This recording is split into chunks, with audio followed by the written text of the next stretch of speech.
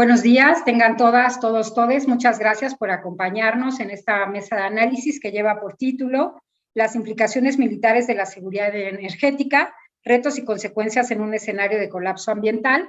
Es un evento más que se organiza en el marco del proyecto PAPIT, Resonancias de la Militarización en la Seguridad Humana del Siglo XXI, cobijado por la DEGAPA y que lleva por clave el número IN 308-621. Es un honor para mí, Sandra Canetti, como responsable de este proyecto PAPIT, estar en esta celebración, en este evento, con colegas, con amigas, con amigos tan queridos, especialistas en este tema tan importante para la agenda de relaciones internacionales y sobre todo que se relaciona con los temas centrales de este proyecto de investigación, que básicamente son los procesos de militarización y su impacto en la seguridad de las personas, en la vida cotidiana de las personas. Un agradecimiento entonces a Andrea Hurtado, a César Diego Chimal, a Omar Ernesto Cano y a Katia Rodríguez por acompañarnos en este evento del proyecto. Sin mayor preámbulo, le voy a dar la palabra a Ariadne Rodríguez, becaria del proyecto PAPIT, quien además moderará el evento. Muchas gracias de nuevo a todas y todos por su participación. Gracias, Ari. Gracias a ti, gracias a todo el proyecto. Buenos días a las y los presentes. Como ya bien se mencionó, mi nombre es Ariadne y seré la moderadora de esta mesa de análisis. Y antes de empezar con nuestra primer ponente, quisiera agradecer a las y los ponentes por estar aquí y por compartir su tiempo y espacio virtual con nosotros. Al mismo tiempo, quisiera recordarles que cuentan con 15 a 20 minutos y a nuestros asistentes se les recuerda que pueden dejar sus dudas y comentarios por la transmisión de Facebook, los cuales se les harán llegar a nuestros ponentes al final de la mesa. Sin más por el momento, prosigo a presentarles a la maestra Andrea Hurtado Epstein, quien es licenciada en Relaciones Internacionales por la Universidad Nacional Autónoma de México y maestra en Política Ambiental por la Universidad de Cambridge, Reino Unido. Desde 2013 se ha desempeñado en cargos vinculados a las agendas multilaterales ambientales y de desarrollo sostenible en el Gobierno Federal de México, incluyendo ser asesora técnica de la iniciativa Agenda 2030 de la Oficina de la Presidencia y directora general adjunta para Desarrollo Sostenible en la Secretaría de Relaciones Exteriores. En este último fue negociadora y parte de la delegación de México ante la Convención Marco de las Naciones Unidas sobre el Cambio Climático. También es parte del Programa de Cambio Climático para América Latina en la organización internacional Healthcare Without Harm, donde coordina el trabajo de gobiernos, sistemas y establecimientos del sector salud para impulsar la transición hacia una atención en salud climática inteligente. Sin más por el momento, te cedo la palabra y doy por iniciada esta mesa de análisis.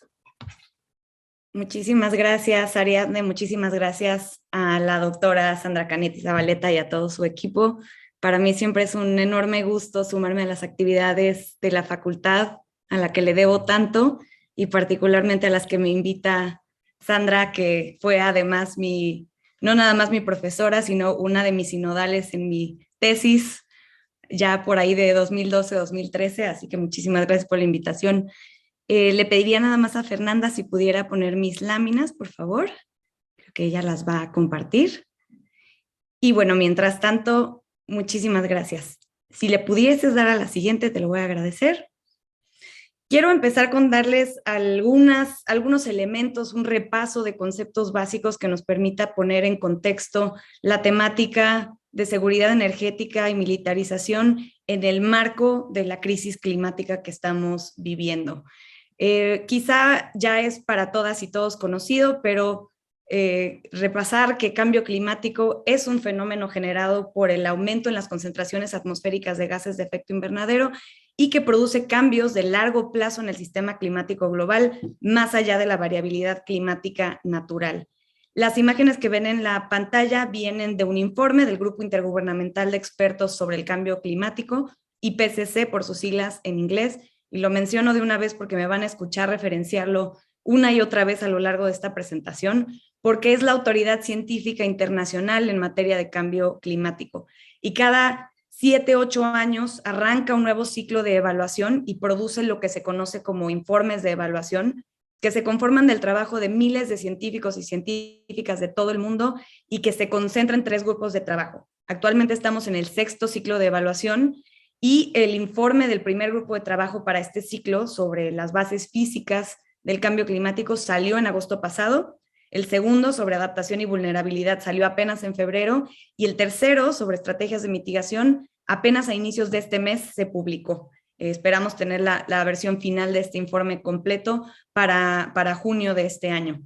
¿Qué podemos ver en estas imágenes? Primero, la que ven del lado izquierdo, es que las concentraciones atmosféricas de gases de efecto invernadero son el resultado de la acumulación histórica, y vemos este pico marcado al final de la gráfica, que son las emisiones que han aumentado desde el inicio de la Revolución Industrial, 1850 a la fecha, y que podemos ver que ha derivado en el periodo más cálido en términos de temperatura promedio global en más de 100,000 años.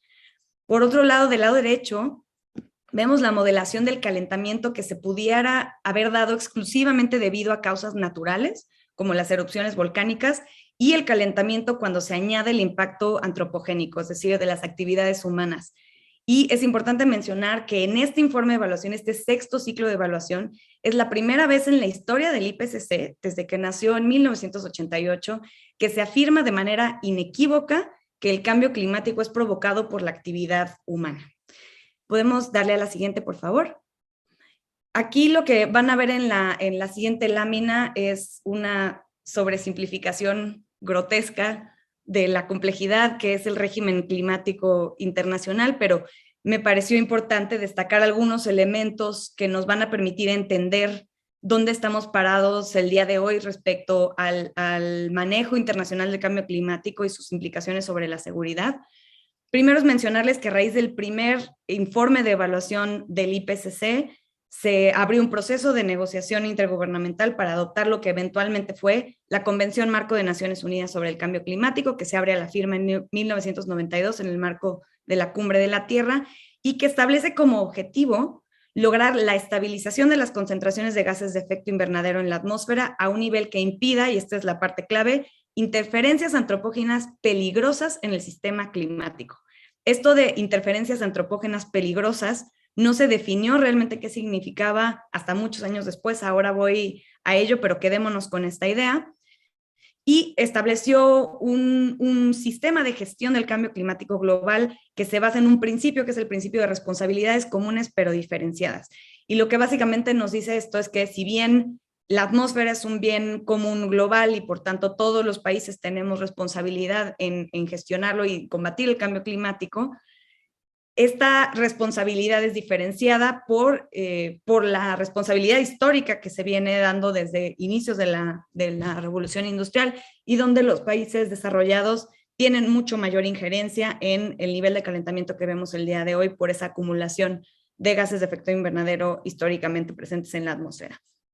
Es por esto que cuando se adopta el Protocolo de Kioto en 1997, que regula de manera más específica los compromisos adquiridos en la convención, se establece que habrían objetivos de mitigación vinculantes solamente para países desarrollados, aquellos países que están establecidos en el anexo 1 de la Convención Marco, mientras que los países en vías de desarrollo son invitados a actuar, pero no tienen obligaciones vinculantes para ello.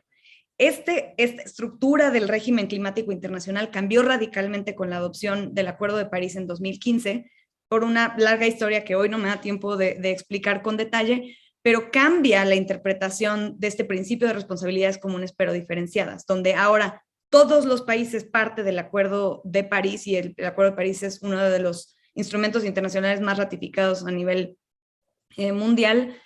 Todos los países que son parte tienen obligaciones vinculantes en materia de mitigación, algunos de ellos también en materia de adaptación, pero estos no son establecidos de manera top-down, es decir, el instrumento no les dice qué es lo que tienen que hacer en materia de mitigación y adaptación, sino que cada país lo determina a partir de un instrumento que se llama contribuciones determinadas a nivel nacional, NDC por sus siglas en inglés, Nationally Determined Contributions. Entonces, cada país dice cómo va a aportar al cumplimiento de los objetivos del Acuerdo de París. Y aquí es donde viene la parte importante para fines de seguridad. Entre estos objetivos del Acuerdo de París, donde por primera vez en un tratado internacional, esto vale la pena decirlo, se menciona el tema de adaptación, pero en materia de mitigación establecemos que el objetivo es limitar el aumento de la temperatura promedio global a 2 grados centígrados para finales de este siglo e idealmente a menos de 1,5 grados centígrados. Es decir, aquí le ponemos nombre y apellido a esto de interferencias antropógenas peligrosas con el sistema climático y decidimos que el límite aceptable son 2 grados centígrados. ¿Por qué quedó esta redacción extraña donde dice con esfuerzos para lograr 1,5? Bueno, en la negociación del Acuerdo de París, los países más vulnerables, particularmente pequeños estados insulares, pelearon para que el límite fuera establecido en 1,5 y no en 2 grados. No lo lograron, pero aquí sí es importante mencionar que en la definición de estas interferencias, de lo que corresponde a una interferencia antropógena peligrosa, hay una decisión ética de dónde está el límite de lo tolerable y para quién es tolerable. Y si podemos ir a la siguiente lámina, por favor, se podrán preguntar realmente cuál es la diferencia que hacen ese 0,5 grados centígrados. Pues desde que se adopta el Acuerdo de París, las partes mandatan o solicitan al IPCC hacer un análisis de qué diferencia hace este 0,5 grados centígrados. El IPCC lo publica en un informe que salió en 2018, el de cambio climático de 1,5 grados centígrados, y lo que pueden ver en pantalla son algunos ejemplos de la inmensa diferencia que hacen estos 0,5 grados centígrados de separación. Por ejemplo, en términos de sequías, en 1,5 grados centígrados, la media anual serían 2 meses de sequía por año, mientras que con 2 grados centígrados serían 4 meses de sequía por año, y con 3 grados centígrados en ese escenario serían 10 meses de sequía por año. Entonces, lo que pueden ver es básicamente que la diferencia de 0,5 grados centígrados es la diferencia entre un cambio climático severo, grave, que afectaría especialmente y desproporcionadamente a las comunidades más vulnerables, pero manejable, y un cambio climático absolutamente catastrófico. Y aquí incluso podríamos decir que eso de manejable está entre comillas porque, entre otras cosas, por darles un ejemplo, el IPCC descubrió que hasta el 90% de los arrecifes de coral tropicales morirían para mediados de siglo si el aumento de la temperatura se limita a 1,5 grados centígrados, y en un escenario de 2 grados centígrados sería una pérdida casi total. Y hay que pensar en todas las implicaciones que esto tiene en términos de las pérdidas irreversibles de biodiversidad, el impacto sobre las comunidades costeras que comen y venden productos del mar, que viven a lo largo de los arrecifes, etcétera, ¿no? Podemos ir a la siguiente, por favor. Y ahora sí, nada más en términos de cómo estamos, esto viene de este informe que les decía, el del primer grupo de trabajo, el de las bases físicas, que se publicó en agosto pasado. Como les decía, es la primera vez en la historia del IPCC que decimos sin duda alguna que el cambio climático es de origen antropogénico. ¿Qué nos dice este informe de las bases físicas? Que el aumento desde 1880 a la fecha ya es, de nuevo, estamos hablando de temperatura promedio global, tomen en consideración que esto puede ser distinto en diferentes regiones del mundo y de hecho está siendo mucho más acelerado en los polos, pero en términos globales de promedio global, 1,09 grados centígrados ya ha aumentado la temperatura desde 1880 y esa temperatura va a seguir aumentando por lo ya emitido. Si hoy día dejáramos de emitir 0 emisiones de gas de efecto invernadero el día de hoy, de todas maneras la temperatura va a seguir aumentando por el forzamiento radiativo que ya generamos con las emisiones hasta el día de hoy. Y lo que establece el IPCC en sus modelos es que podríamos alcanzar este 1,5 del límite de lo vivible que hemos establecido en el Acuerdo de París ya tan pronto como la década entre 2030 y 2040. Y estamos por cruzar umbrales climáticos con efectos impredecibles que no se pueden modelar porque no sabemos qué pasaría si se cruzan esos umbrales. Ahora hablo un poquito más de eso.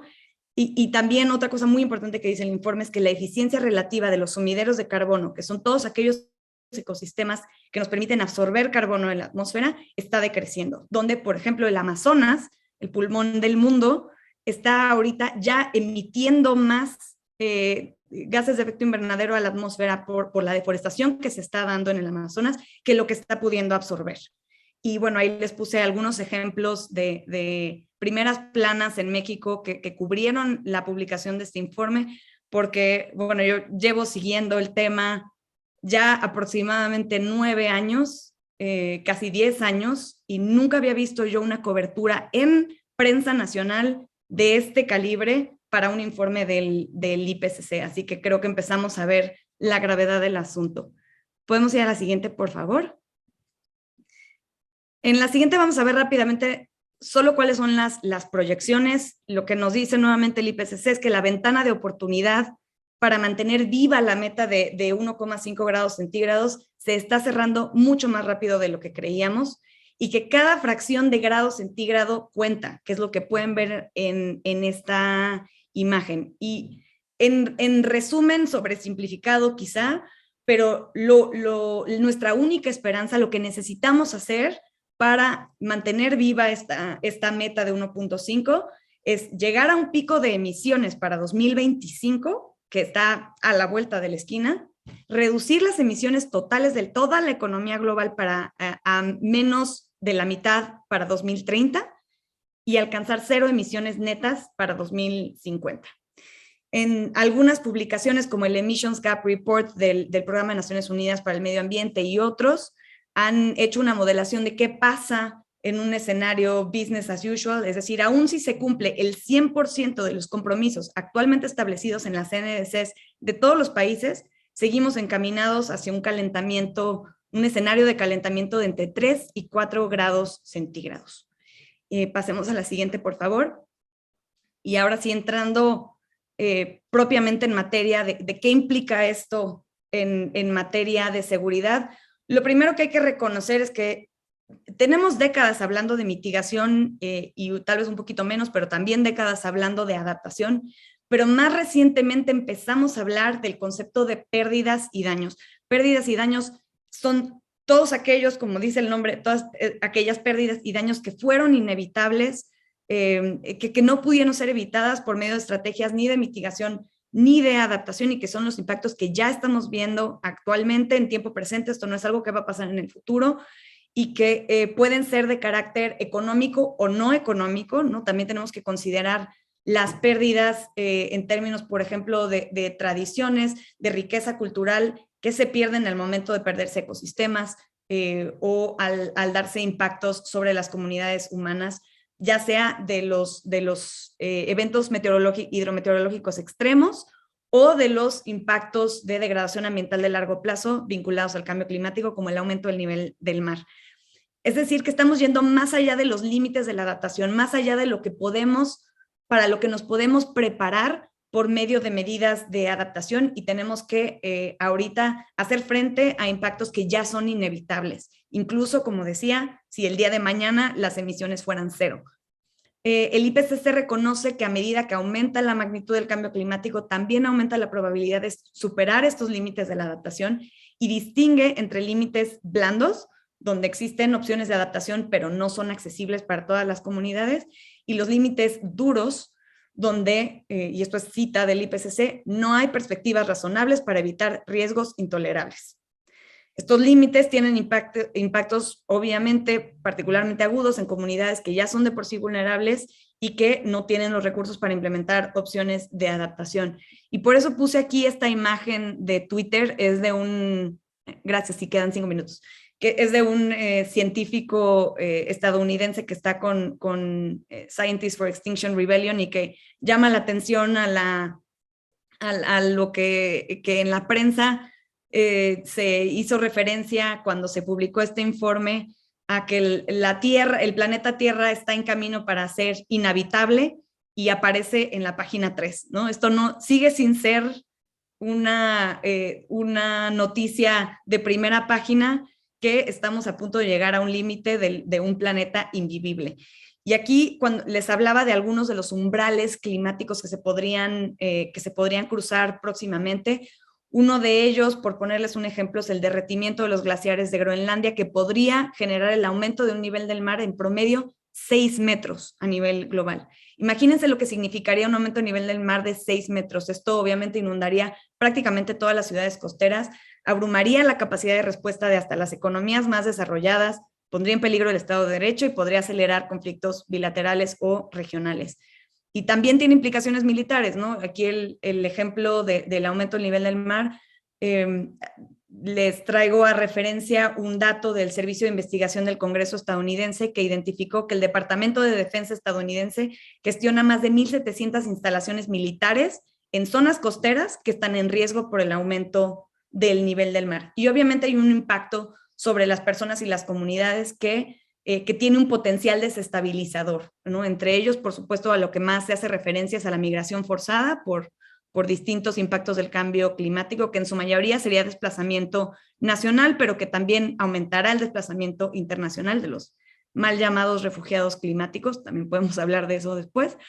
Pero básicamente lo que estamos diciendo es que algunas partes del mundo serán inhóspitos para la vida humana y tendríamos que pensar qué pasa en el caso de países que pudiesen llegar a perder el territorio completo de su país. Por supuesto, también otros ejemplos están en materia de salud. Ahorita con la crisis por COVID-19 está esto mucho más presente y básicamente entre más se destruyen hábitats, cada vez están más cerca de especies silvestres a comunidades humanas y es mucho mayor el riesgo de futuras pandemias por enfermedades zoonóticas, es decir, las transmitidas de animales hacia las personas. Tenemos también el riesgo de un posible colapso de la gobernanza global con sus respectivas implicaciones sobre conflictos geopolíticos, sobre la estabilidad del sistema económico mundial. El proceso de la convención se enfrenta a una crisis realmente fuerte de credibilidad después de 26 conferencias de las partes. Ustedes quizá hayan escuchado que la última COP de la convención tuvo lugar el año pasado en Glasgow. Fue la número 26 y no estamos ni cerca de lograr el objetivo ni de la convención ni del Acuerdo de París. Y por eso se ha buscado otros organismos que atiendan el tema. Ahora voy a ello, pero también siempre está el riesgo de acciones unilaterales, como por ejemplo países que empiezan a explorar la liberación de dióxido de azufre en la atmósfera para reflejar parte de la radiación solar fuera de la atmósfera, ¿no? Y que pudiera ser sumamente peligroso para el resto de los países no actuar en conjunto sobre un bien que es un bien común global. Y todo esto tiene implicaciones militares. Aquí les menciono algunas consideraciones de un paper de Shirley Scott, de Shahed Khan, que habla de los impactos sobre instalaciones militares y el equipo militar, la necesidad de reducir la huella ambiental de las propias operaciones militares, la consideración de factores climáticos en la planeación de estrategias militares, la respuesta de las Fuerzas Armadas ante eventos climáticos extremos y la contribución de las Fuerzas Armadas a la prevención del conflicto, incluyendo por medio de medidas de adaptación. Y si vamos a la siguiente, sé que ya no me queda mucho tiempo, rapidísimo, solamente mencionar que, bueno, evidentemente por todas estas implicaciones que tiene el cambio climático sobre la militarización, sobre la seguridad, es que hay una creciente atención a las implicaciones del cambio climático en materia de seguridad internacional también. Hay aquí un gran debate.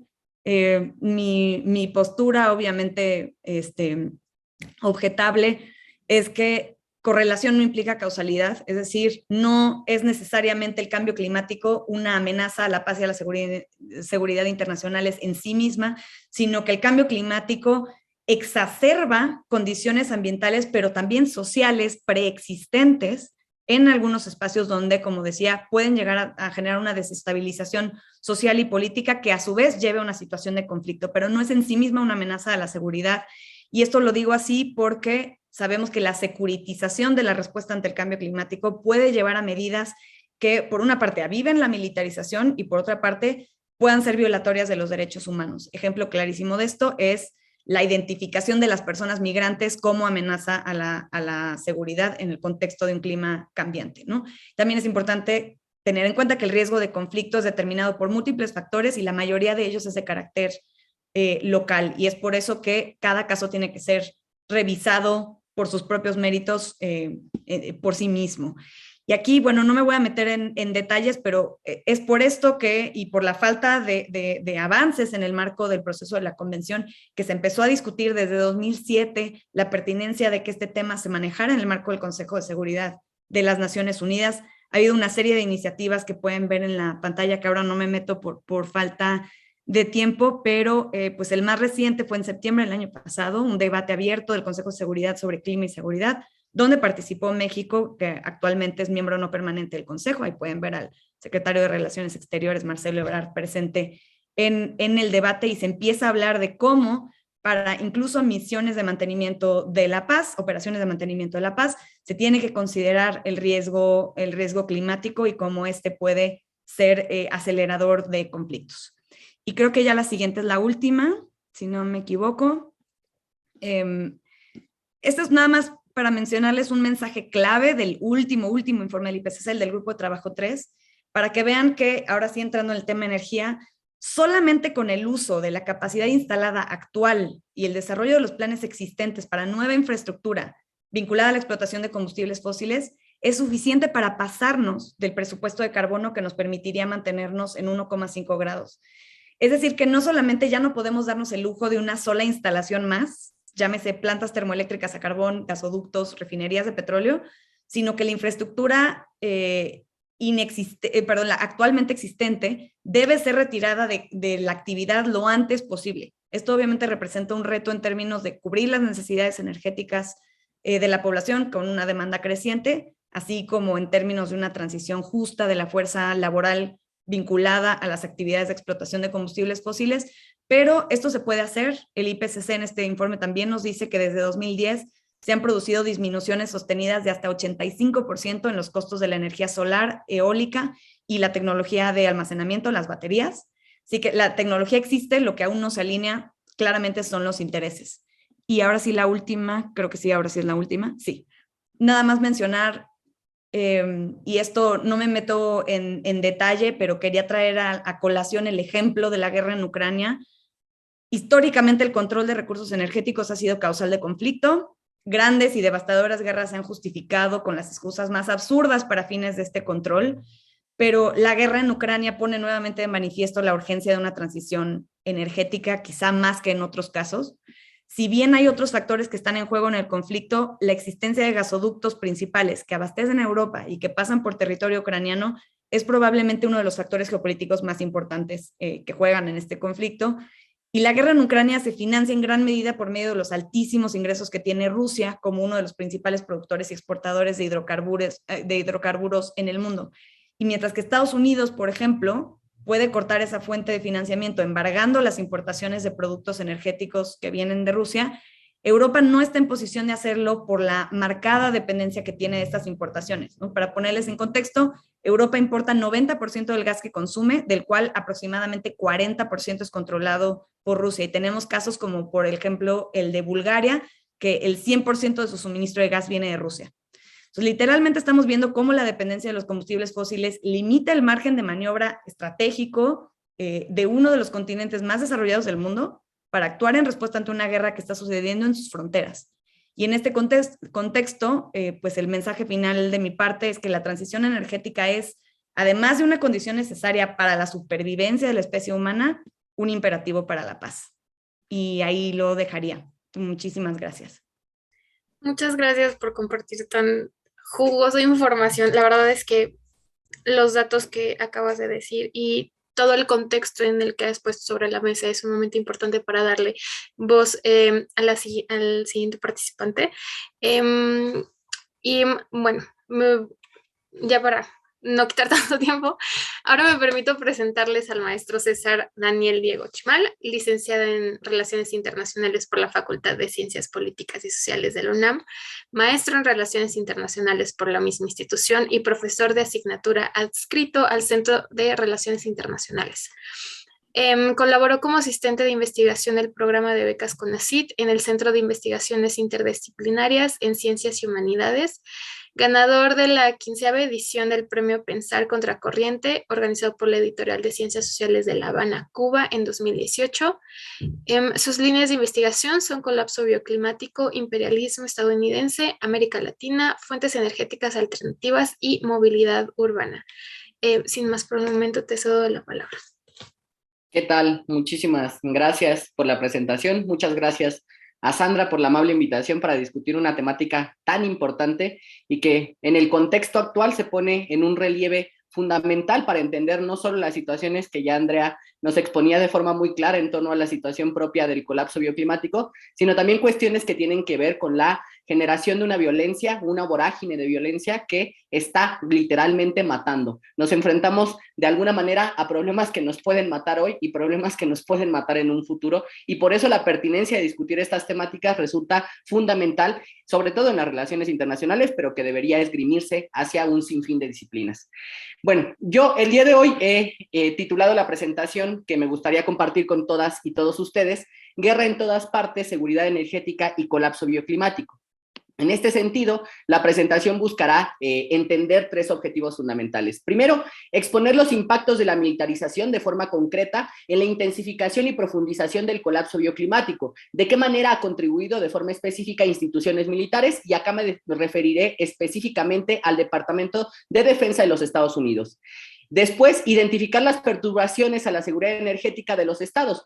Fundamentalmente me voy a enfocar en la idea del aparato militar de los Estados Unidos, porque además de las propias condiciones que tiene en términos de la situación y la degradación socioecológica, hay que notar la pertinencia que tiene seguir analizando la situación del imperialismo actual y en las condiciones que está reflejando, por ejemplo, conflictos como la propia situación de la guerra en Ucrania. Y posteriormente, reconocer los riesgos que representa la guerra en todas partes para el aseguramiento de los recursos energéticos. Dicho esto, me gustaría partir de una situación un poco básica, pero para entender el contexto y cómo se va a ir complejizando este fenómeno. Hablar de un aspecto concreto que es la seguridad energética. De acuerdo con la Agencia Internacional de Energía, podemos definir a esta como la disponibilidad ininterrumpida de recursos energéticos a un precio asequible. En el corto plazo es entendida como la habilidad de una economía para reaccionar inmediatamente a cambios repentinos en el balance de oferta y demanda, mientras que en el largo plazo es comprendida como la inversión en el abastecimiento de energéticos en concordancia con el desarrollo económico y el medio ambiente. En realidad es que acá me gustaría destacar tres aspectos fundamentales. Primero, la importancia que tiene la idea de la disponibilidad ininterrumpida. La seguridad energética necesita forzosamente de una situación de aseguramiento de materia y energía para permitir la existencia de la reproducción de los mecanismos que permiten la acumulación ampliada. En el segundo sentido, es una situación que se ubica en dos aspectos fundamentales en términos temporales. La situación a un corto plazo, una situación a mediano plazo, que tiene que estar prevista en términos de atender o ser resiliente en esa situación a las condiciones de los cambios repentinos. Por supuesto, la situación, por ejemplo, en torno a un conflicto internacional y a las condiciones que genera el propio colapso bioclimático, como el incremento de la temperatura, como el aumento de los niveles oceánicos y como condiciones que están profundizándose cada vez más con esta situación de degradación socioecológica.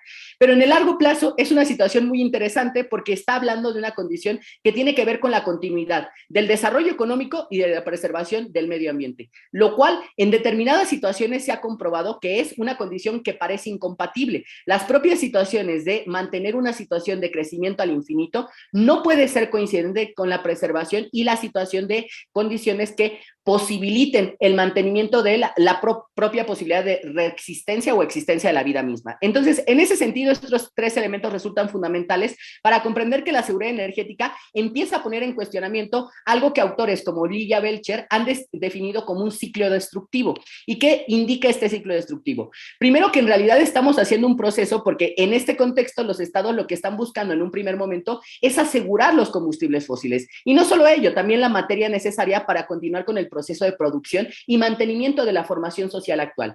El aseguramiento de recursos fósiles, en ese sentido, permite la utilización de esos propios recursos fósiles. Se asegura para gastar recursos fósiles. Y esto, a su vez, entonces, está generando una intensificación de la catástrofe bioclimática, de las condiciones que, por supuesto, están alterando las perturbaciones de los umbrales críticos en los cuales sobrevive la propia existencia en el planeta. En ese sentido, la situación es que estas condiciones lo que vuelven a generar es la necesidad de combustibles fósiles frente a la degradación ambiental. Y nos encontramos en un bucle sin fin. Aseguramos combustibles fósiles, gastamos combustibles fósiles, intensificamos el colapso bioclimático que nos necesita otra vez la idea de asegurar combustibles fósiles. Es una repetición que inminentemente está generando una destrucción socioecológica fundamental, porque en ella se entrecruzan elementos que tienen que ver con la utilización de las Fuerzas Armadas como un componente importante en el uso y en el sostenimiento del aparato bélico industrial. Y es por eso que en este sentido este bucle infinito, lo que está ocasionando de manera sustancial es una fractura metabólica, es decir, una condición que está alterando la relación intrínseca entre sociedad y entorno, y de la cual hay que entender en un primer elemento fundamental que no existe una responsabilidad directa de todas y todos los involucrados que vamos a padecer los efectos, sino que existe una condición de una categoría de clase, es decir, cómo se está intensificando la condición de la degradación socioecológica a través de la utilización de fuentes que están preparados y que están siempre articulados en función del conflicto y de la guerra. Por ello, la conflictividad es una condición que altera fundamentalmente y que perturba la situación de esos umbrales críticos climáticos. Y en este sentido, retomo una cita del Departamento de Petróleo y Agua del Ejército de los Estados Unidos que indica: el combustible es la sangre de los militares y es fundamental para la vida del teatro de las operaciones.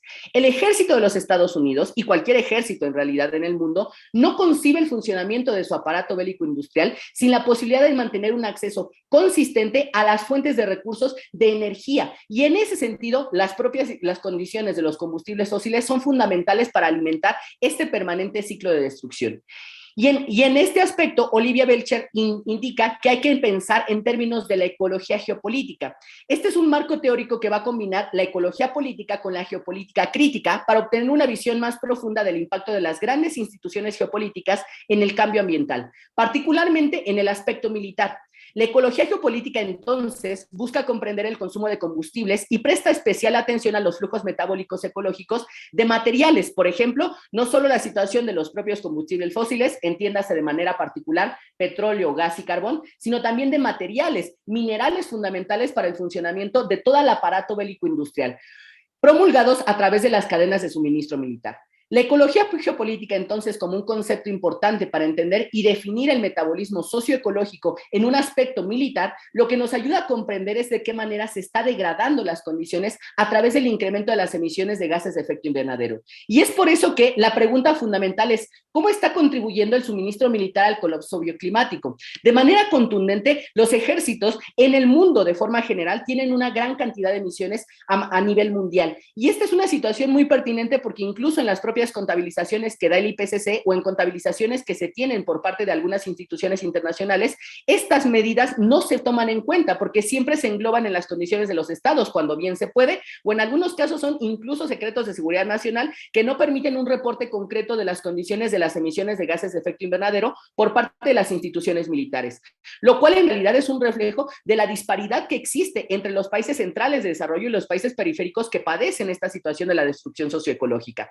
En este sentido, es importante definir de manera particular en el caso del Ejército de los Estados Unidos cómo ha contribuido de manera sustancial en esta degradación. Vean ustedes del lado izquierdo en esta situación en la medida cuáles fueron las emisiones durante solo el año 2017 de CO2 de toneladas del Ejército de los Estados Unidos. Fueron alrededor de 59 millones de toneladas solo en el año 2017. Esto lo ubica arriba solamente el Departamento de Defensa de los Estados Unidos, es decir, el Pentágono, para entenderlo de manera más concreta, arriba de estados completos como Perú, como Hungría, como Finlandia, como Noruega, como Suiza. En muchos casos, el Departamento de los Estados Unidos de Defensa está ocasionando una degradación mayor que la que tienen estados completos. Es decir, es una situación que está conectada y vinculada directamente a las condiciones del imperialismo. De manera concreta lo podemos ver. Claro, existe una situación en términos de cómo se esquematiza esta condición. Y vean ustedes que las fuerzas aéreas son quienes más consumen combustibles fósiles.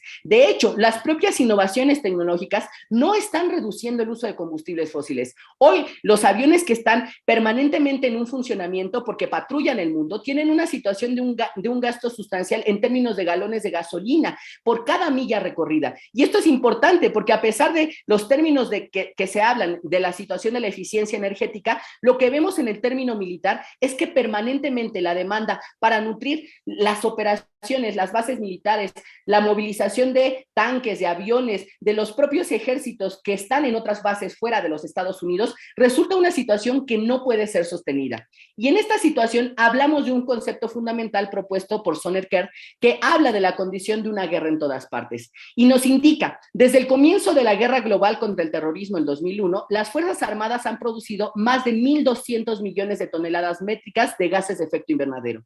El Ejército de los Estados Unidos emite más que países enteros como Portugal y Dinamarca, y el Departamento de Defensa representa casi el 80% del consumo de los combustibles fósiles del gobierno federal de los Estados Unidos.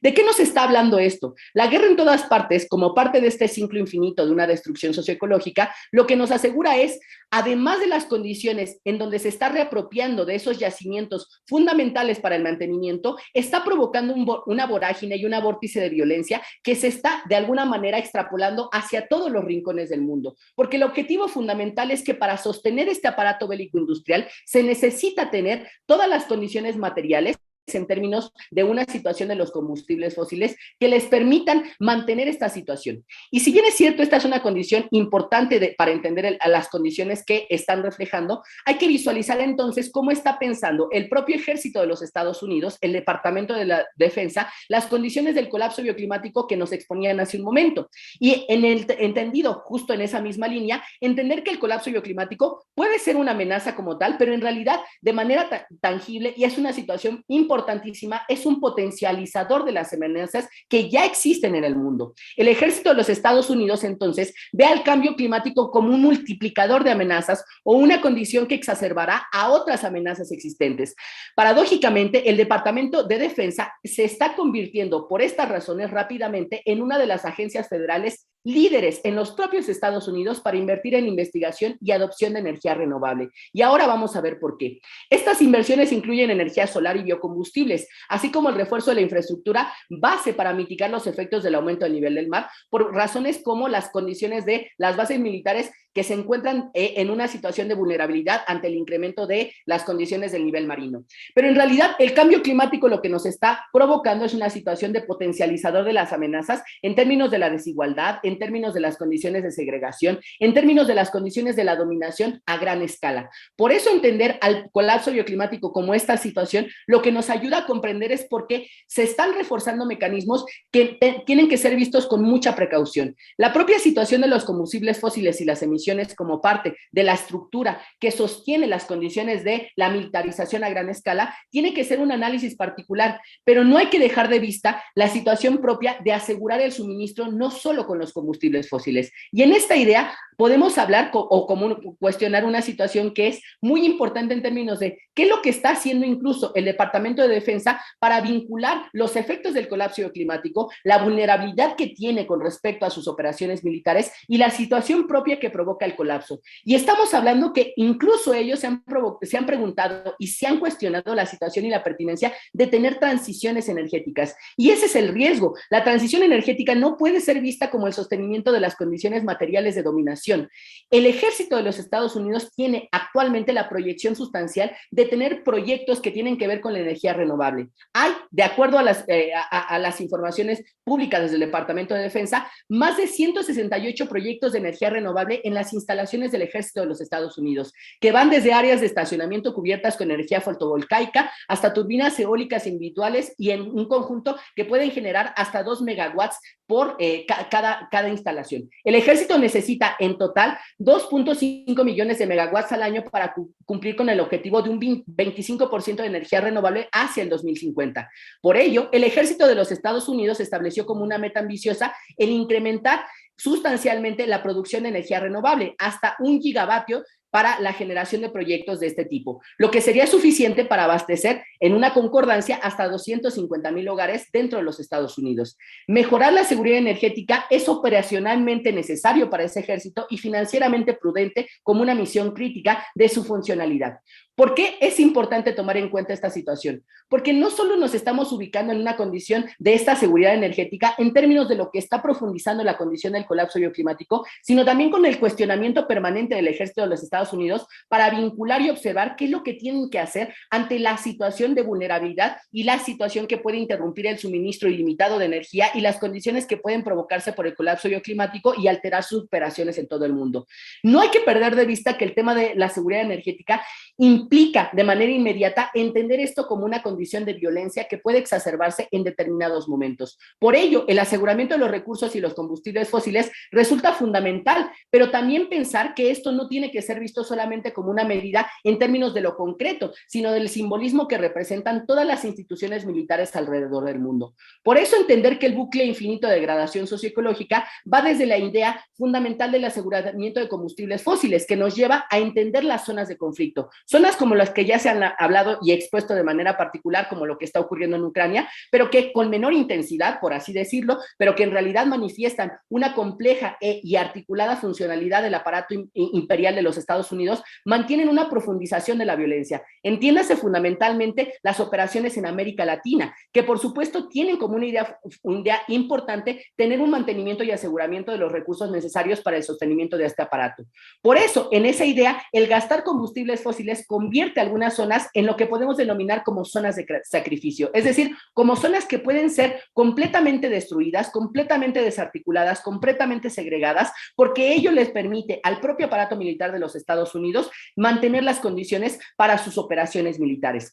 Y que esto genera a su vez, como una situación, otra vez en una situación cíclica, la idea de fracturar el metabolismo, lo cual no puede ser subsanado mediante el abastecimiento de energías renovables, lo cual no puede ser subsanado mediante una nueva idea para no contaminar tanto. La situación tiene que ser el cuestionamiento directo al término de la propia idea de la seguridad en términos de la situación estatocéntrica. Hay que cuestionar este concepto y hay que cuestionar las condiciones que han permitido el sostenimiento de un aparato bélico industrial que mantiene permanentemente la destrucción del entorno. Y por tanto, hay que entender que las condiciones que están reflejadas y que en un artículo que elaboramos Jennifer y yo hace muy poco tiempo, indicábamos que si la guerra es el motor del capitalismo y el petróleo es la sangre del sistema dominante, el resultado inequívoco y intrínseco es el colapso bioclimático como excreción mortal para la aniquilación de la vida. Ningún sistema que sostenga bajo sus argumentos fundamentales la permanente militarización para la seguridad energética puede ser redituable y puede tener una condición compatible o sostenible con el medio ambiente.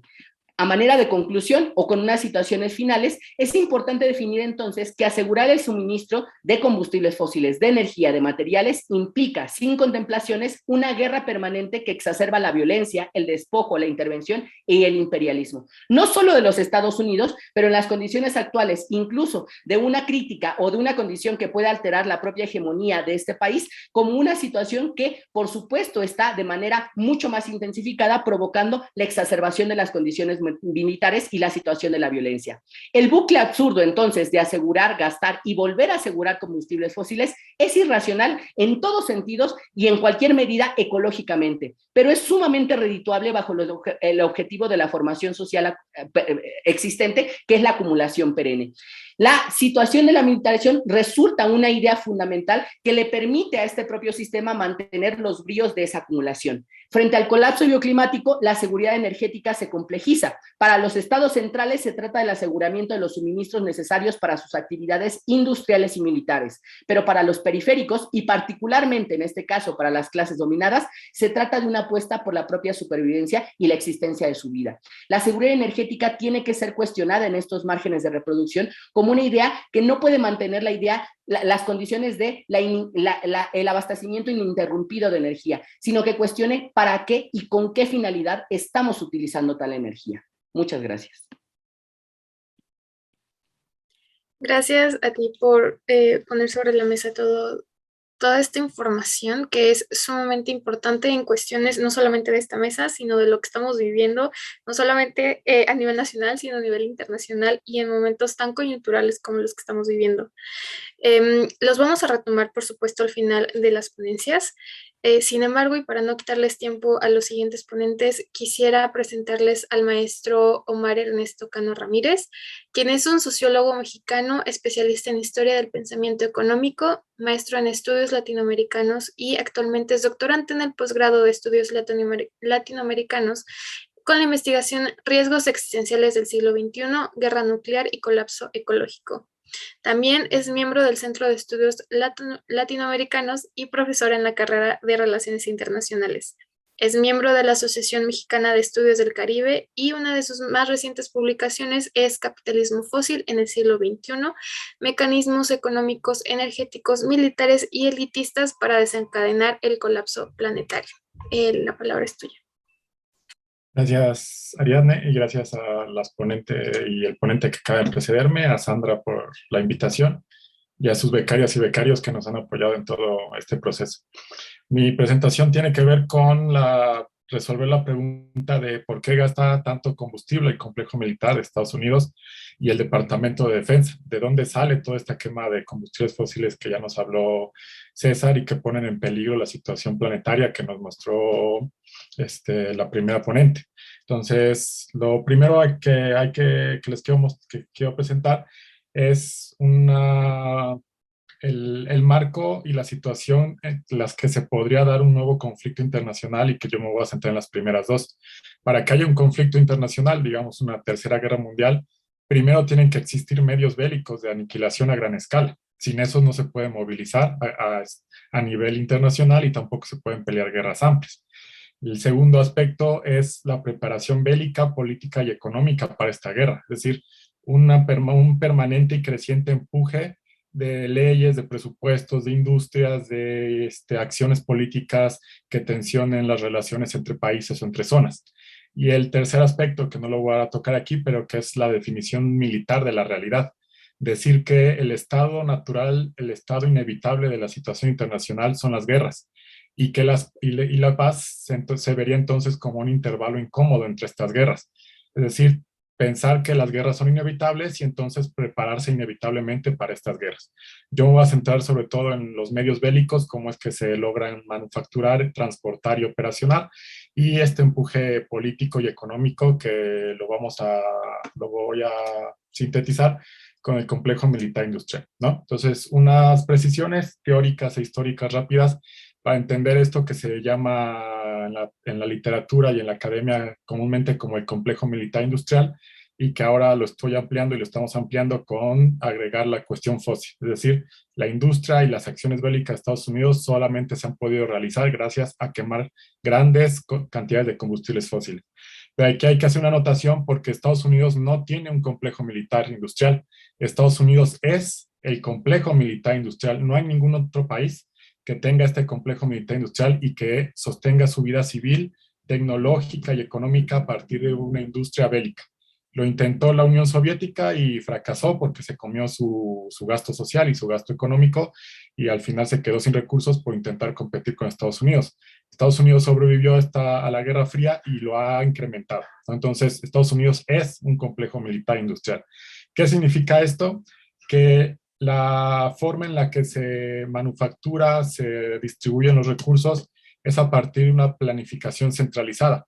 Esto no es una economía de libre mercado en la que las empresas compiten libremente, muchas empresas, por manufacturar el mismo bien, ¿no? Aquí hay un monopolio de qué se va a producir porque lo decide el Pentágono, lo decide el Departamento de Defensa. Hay un monopolio de quién lo va a producir porque los contratos que se asignan a las empresas privadas son decisiones políticas del Departamento de Defensa, y hay un solo cliente que es el Departamento de Defensa y el Pentágono. Entonces es una economía monopolista planificada y centralizada. Ahí no hay libre mercado porque la población en general no va a comprar esas armas, tampoco hay libre competencia por la producción. Las empresas estadounidenses no le van a vender a otros países las armas de mayor alcance como las nucleares. Son un monopolio, solamente en el caso de la OTAN se distribuyen, pero no le venden a la competencia, ¿no? Entonces, es un complejo, además que es público-privado, son recursos y decisiones que se toman a partir del gobierno y el Estado y que van a afectar la estructura privada de las industrias, de la innovación tecnológica, del empleo. Es un complejo que además tiene prioridad al acceso en dos cosas: el dinero, que es el excedente económico que se va a generar, lo vamos a ver con el presupuesto, y tiene prioridad en el acceso a la materia y energía. En este caso vamos a ver los combustibles fósiles. Y va a condicionar las decisiones políticas. Una de ellas va a ser solucionar el cambio climático o no, o frenarlo, o darle una salida pacífica y una salida que nos afecte lo menos posible. Pues eso está condicionada por las decisiones bélicas del complejo militar industrial de Estados Unidos, ¿no? Esto se ve en una gráfica, una tabla que se presenta en el artículo que estaba hablando César, que es esta gráfica que muestra todos los países, bueno, llega hasta Israel, de los países que más emisiones producen por la quema de combustibles fósiles. Ahí con una flecha verde está México, perdón, me fui para adelante. Con una flecha está México y con dos flechas rojas está todo el gasto, todo el complejo militar industrial de Estados Unidos. Estados Unidos quemando todo lo que quema, y ahorita vamos a ver en qué quema tanto petróleo, sería el país número 45, ¿no? Y después de él hay 150 países restantes. Esta gráfica incluso es un cálculo conservador porque no incluye la quema de combustibles que realiza el Departamento de Defensa por generación de electricidad, abastecimiento de alimentos y cambio de uso del suelo. Y además, la forma de medir las emisiones ya no es tan óptima, o sea, ha estado criticando, porque, por ejemplo, en el caso de México, se contabiliza como responsabilidad de México el gasto de combustibles que realiza la industria manufacturera que exporta bienes a países centrales. Entonces, los bienes de los cuales se satisfacen en países europeos o Estados Unidos, nos los contabilizan a nosotros, a México. También pasa el caso, por ejemplo, de China. Su gasto o sus emisiones bajan muchísimo cuando se le quitan todas las emisiones que se realizan para manufacturar los bienes que se exportan a todo el mundo. Entonces, se quema energía en China, se quema energía en México, pero es una energía que se quema para satisfacer a la población en otras partes del mundo. Entonces, esta gráfica incluso es conservadora, incluso con esas anotaciones, el Departamento de Defensa podría recorrerse unos espacios hacia la izquierda, ¿no? Esta gráfica nos muestra ya algo notorio, ¿no? Y para entenderlo hay que ir agregando los aspectos, los sectores, las actividades por los cuales este complejo industrial y institucionalizado en el Departamento de Defensa de Estados Unidos quema tanto petróleo. Porque para lograrlo primero tiene que comprarlo, porque no lo produce. Después tiene que distribuirlo a donde sea que lo necesite. Y si es una institución que opera mundialmente, ¿cómo es que logra llevarlo a todas partes del mundo? Y después, ¿en qué lo quema? ¿Por qué lo quema? ¿Y cuánto quema? Aquí puse 7 agregados o categorías que se han ido acumulando en estos tipos de estudios, que es sus instalaciones militares, operaciones alrededor del mundo, la industria militar, que la voy a detallar más adelante, la quema deliberada de yacimientos de petróleo y refinerías en los combates, la quema que realizan los enemigos contra los que pelea Estados Unidos y que no se quemarían si no hubiera este conflicto, la reconstrucción de la infraestructura dañada, es decir, después de los combates y la destrucción que realiza el Departamento de Defensa, hay que reconstruir y eso gasta más energía, y las explosiones e incendios provocadas por el uso de armamentos, ¿no? Y algunos datos primeros para ir viendo este nivel, que desde el 2001 el Departamento de Defensa acapara entre el 77 y el 80% de la energía que el gobierno de Estados Unidos adquiere. Entonces, el gobierno de Estados Unidos es un gran complejo que compra mucha energía, de la cual la mayoría se va al Departamento de Defensa, la mayoría es el 80%. De esta energía, el Departamento de Defensa gasta 30% en sus instalaciones domésticas y alrededor del mundo, y el 70% restante en operaciones. De 1998 al 2017, el Departamento de Defensa compró aproximadamente 2.4 mil millones de barriles de petróleo. En inglés serían billones, pero en español son miles de millones.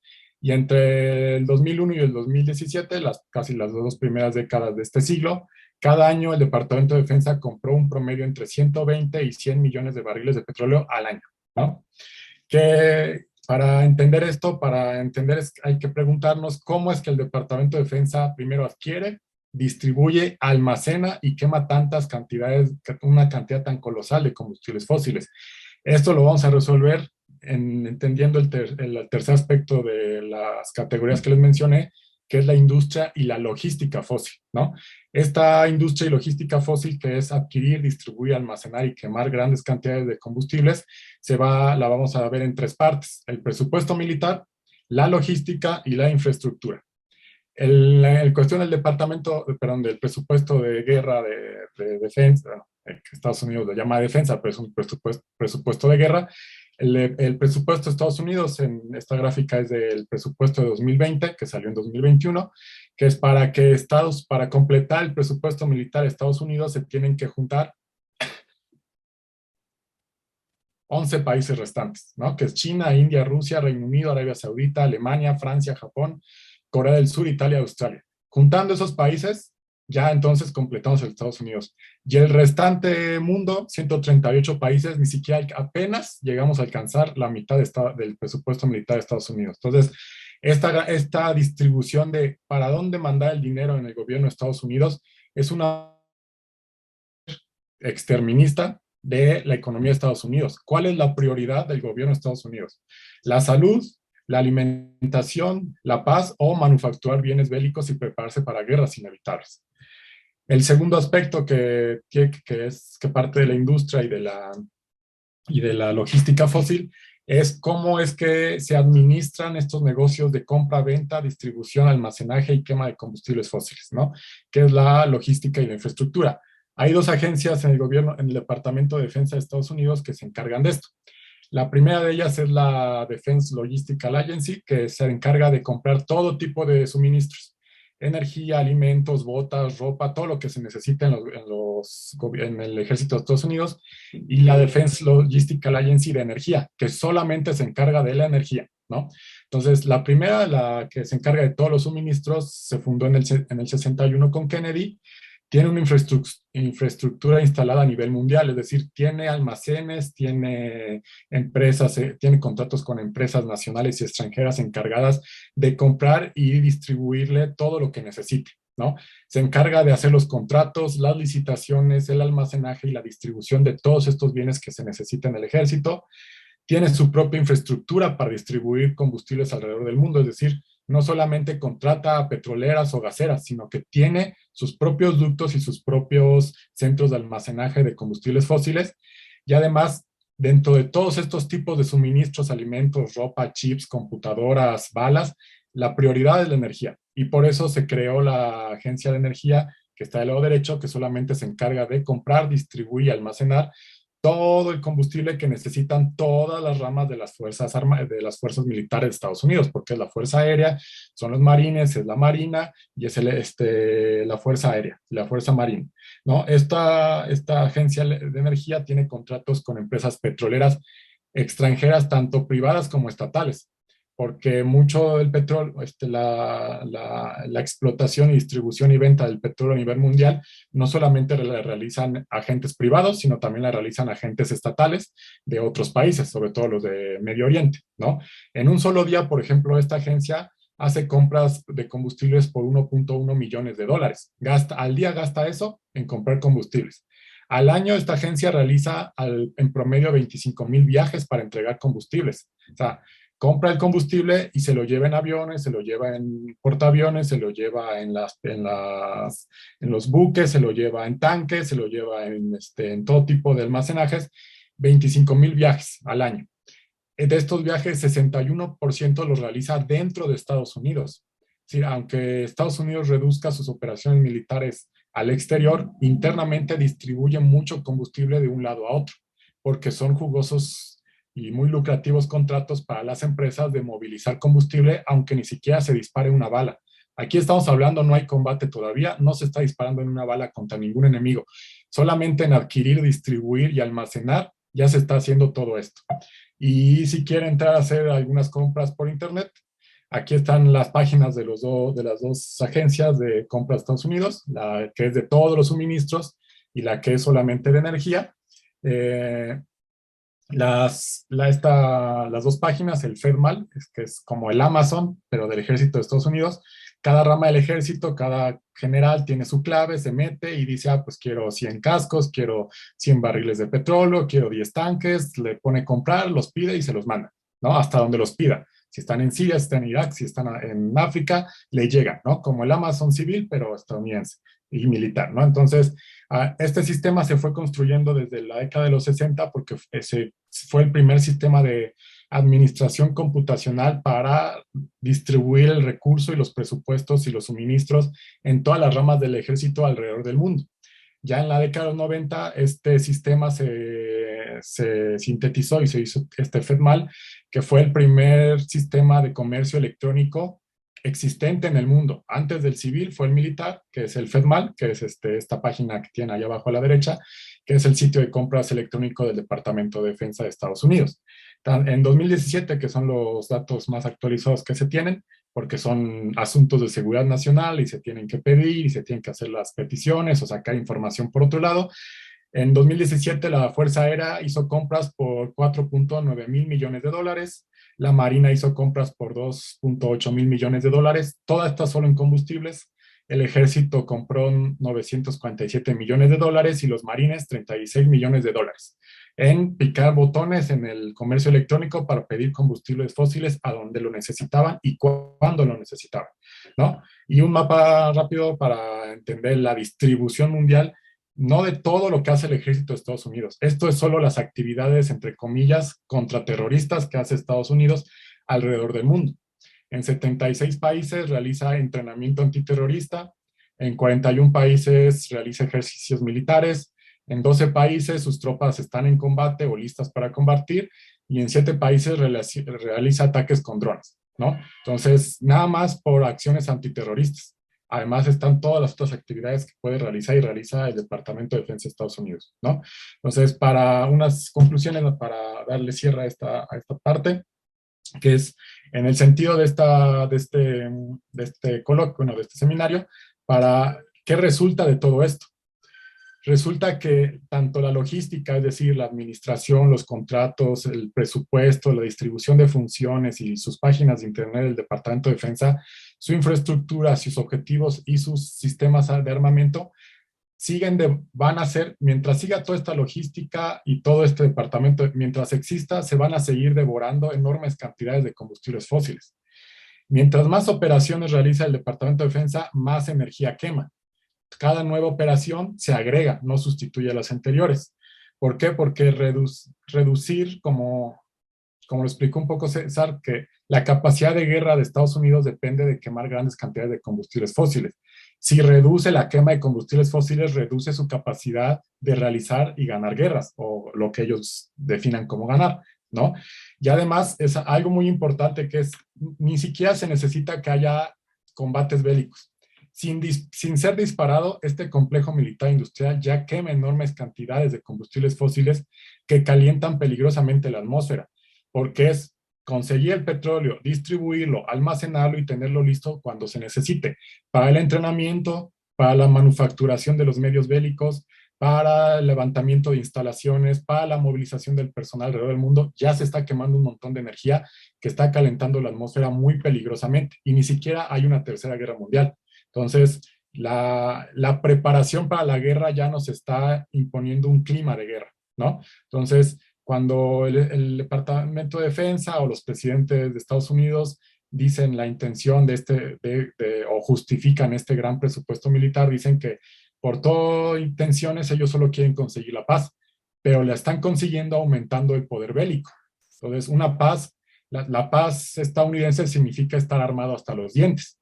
Y estar armado hasta los dientes es manufacturar, distribuir y tener preparado todas esas armas alrededor del mundo, ¿no? Entonces, ¿qué sucede aquí? El tema de la seguridad humana, la seguridad climática, el bienestar y de las siguientes generaciones, que estamos restringidos por la guerra permanente y total.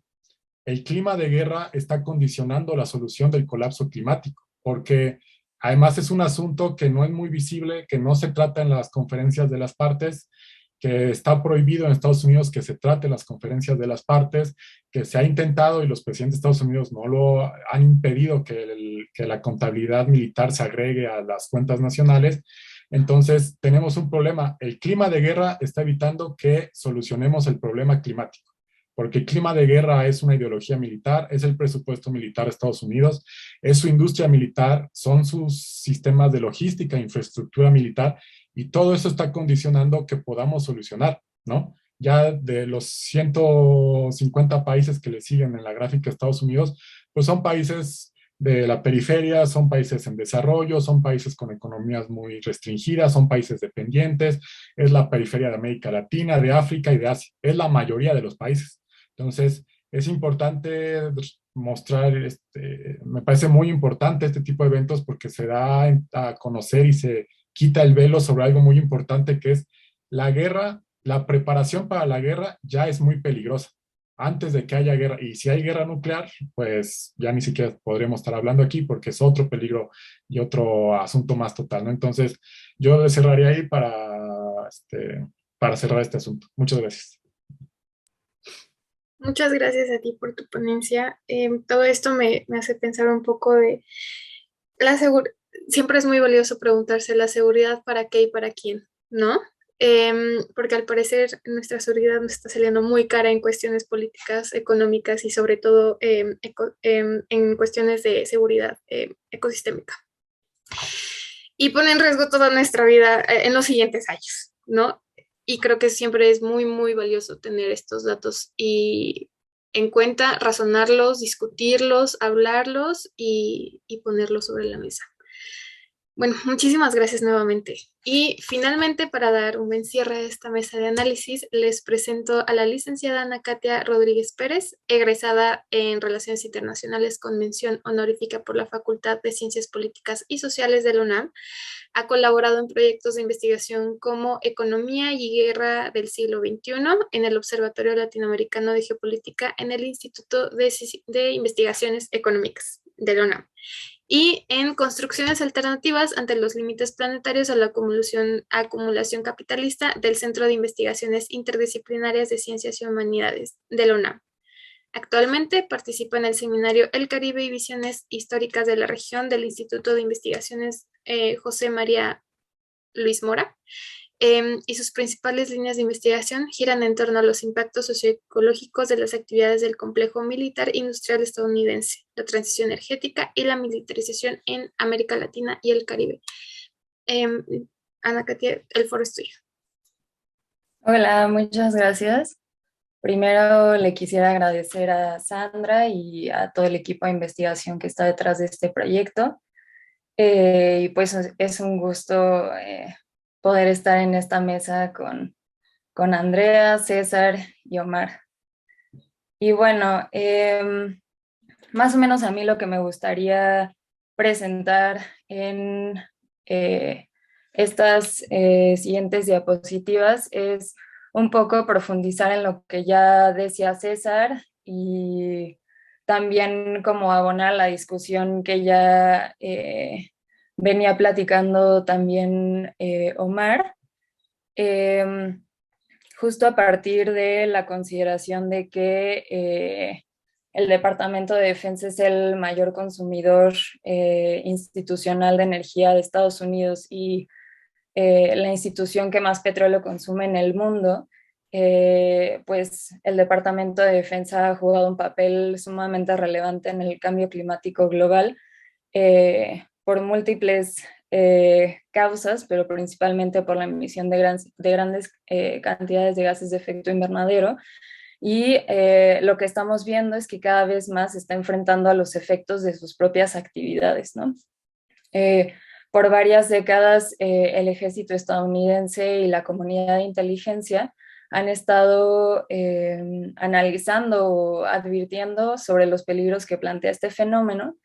Y como ya lo mencionaban Andrea y César, el sector militar tiende a considerar al cambio climático como un multiplicador de amenazas cuyas implicaciones para la seguridad nacional son entendidas principalmente en dos términos. Por un lado, cómo el cambio climático plantea amenazas para la seguridad nacional y la política en general, y por el otro, cómo es que este fenómeno afectará y está afectando a las instalaciones y operaciones militares de Estados Unidos en el mundo. Y es en este segundo punto en el que me gustaría enfocarme, ¿no? Ya lo mencionaba también César en este ciclo destructivo. Una de las principales tareas del ejército es asegurar el acceso y el control de las fuentes de energía. Y pues para realizar esta tarea, el aparato militar requiere del consumo intensivo de combustibles fósiles, ¿no? Entonces, la dependencia del Departamento de Defensa a la energía fósil como que ha terminado por preocupar a los oficiales de alto rango del ejército, porque las altas tasas de consumo para todos aquellos aspectos involucrados en la guerra, como ya lo mencionaba también Omar, instalaciones, logística, armas, equipo, vehículos, calefacción, refrigeración, etcétera, aumentan la necesidad del ejército de transportar combustible a las zonas de conflicto y de tener toda una red de abastecimiento que sea confiable, ¿no? Y pues esto a la larga ha terminado por representar una debilidad y pérdida de eficacia de las fuerzas estadounidenses en el campo de batalla y al mismo tiempo un derroche energético adicional, ¿no? Y esto es lo que quiero que vean un poco con algunas citas de algunos miembros de la élite del poder estadounidense.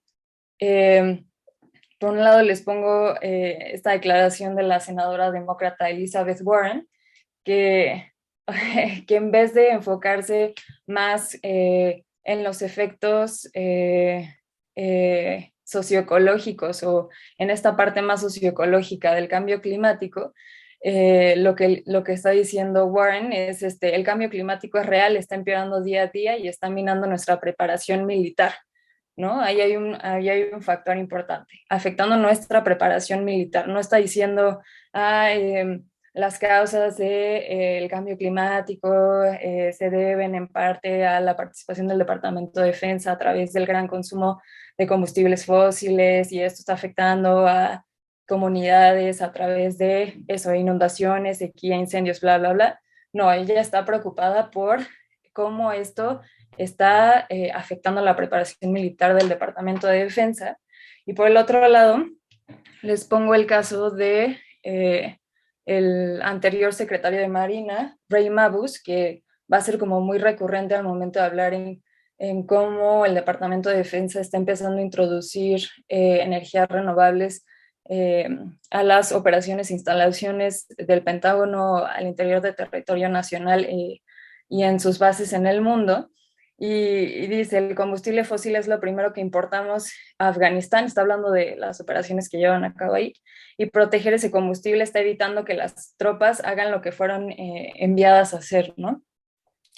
Y esta segunda amenaza o preocupación de los militares lleva a lo que ya nos estaba advirtiendo Warren, ¿no? La debilidad y pérdida de eficacia. Y aquí les pongo dos ejemplos.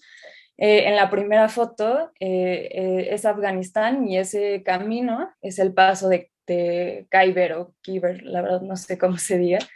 Y lo que empezaron a observar los militares es que durante la ocupación de Afganistán, las unidades militares de Estados Unidos y también de la OTAN dependían del tránsito de combustible a través de Pakistán, por donde pasaban ese trámite, pasaban los convoyes con cargas de combustible, ¿no? Más o menos entre el 30 y el 80% de combustible pasaba por ahí en convoyes y esto generó que fueran susceptibles a ataques, ¿no? Y más o menos entre el 2008 y el 2014, los vehículos que se dirigían a las bases de la OTAN en Afganistán y que pasaban por ese paso fueron atacados más o menos como 485 veces y pues esto no solamente provocó muertes o pérdida de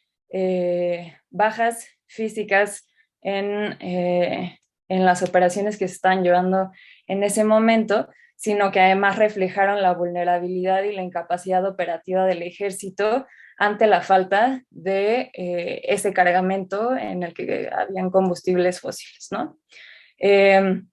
No solo se interrumpió el abastecimiento, sino que también generó un derroche de energía adicional, porque más o menos, o sea, además de que se generó, o sea, que se tenía que recuperar ese combustible que se había perdido a partir de los ataques, los costos también aumentaron, ¿no? Más o menos, mientras que el ejército gastaba $1 por galón, que un galón es casi 4 litros, ese dólar se convertía en $400 para llevar ese galón a algunas bases operativas de avanzada, ¿no? Y también les pongo el caso de en la ocupación de Irak, en la región del sur de Bagdad, se le denominaba como el Triángulo de la Muerte, porque era una zona que se caracterizaba por emboscadas súper frecuentes, ¿no? Y de acuerdo a varios testimonios de oficiales y soldados, la unidad militar que se encontraba en una base de operaciones de avanzada en esa zona era súper dependiente al combustible para abastecer a sus vehículos y a los generadores de la red eléctrica de esas bases, ¿no? Y el combustible, el agua y otro tipo de suministros eran transportados una vez al día a través de un convoy. Pero pues como en el caso de Afganistán, ese convoy regularmente era atacado, por lo que la base debía de enviar una fuerza de vehículos de combate y una fuerza de reacción rápida para rescatar el cargamento y llevarlo a las instalaciones. Y pues todo esto consumía gran parte del combustible que se había entregado un día anterior. Y pues esta situación no era exclusiva de la zona, sino que se producía de manera recurrente en todo Irak, volviéndose una carga que desgastaba las fuerzas en combate y además constituía un derroche energético adicional, ¿no? Y pues de estas experiencias surgió una percepción compartida de que el uso excesivo de energía y el consumo de combustibles fósiles se había convertido en un problema estratégico para el ejército estadounidense. Y la respuesta del Pentágono ha sido dar seguimiento o hacer un rastreo del consumo de combustible y encontrar maneras de disminuir el gasto energético a través de la conservación de combustibles fósiles que ya se tienen e invirtiendo en energía y tecnologías renovables para volver al ejército menos vulnerable, mejor preparado, mejor combatiente y más flexible a las condiciones que se presentaran en el campo de batalla. Entonces, conforme a lo que se ha establecido en varios de los informes o documentos oficiales del Departamento de Defensa y diferentes instancias de esta institución, la estrategia que se plantea está basada en 3 objetivos principales, ¿no? Reducir la demanda de energía fósil, diversificar las fuentes de energía y asegurar los suministros restantes y desarrollar una mayor capacidad militar a un menor costo. Y pues a partir de esto se han desarrollado un buen de proyectos que buscan justo disminuir, que pues bueno, se basan en estos 3 objetivos principales. Y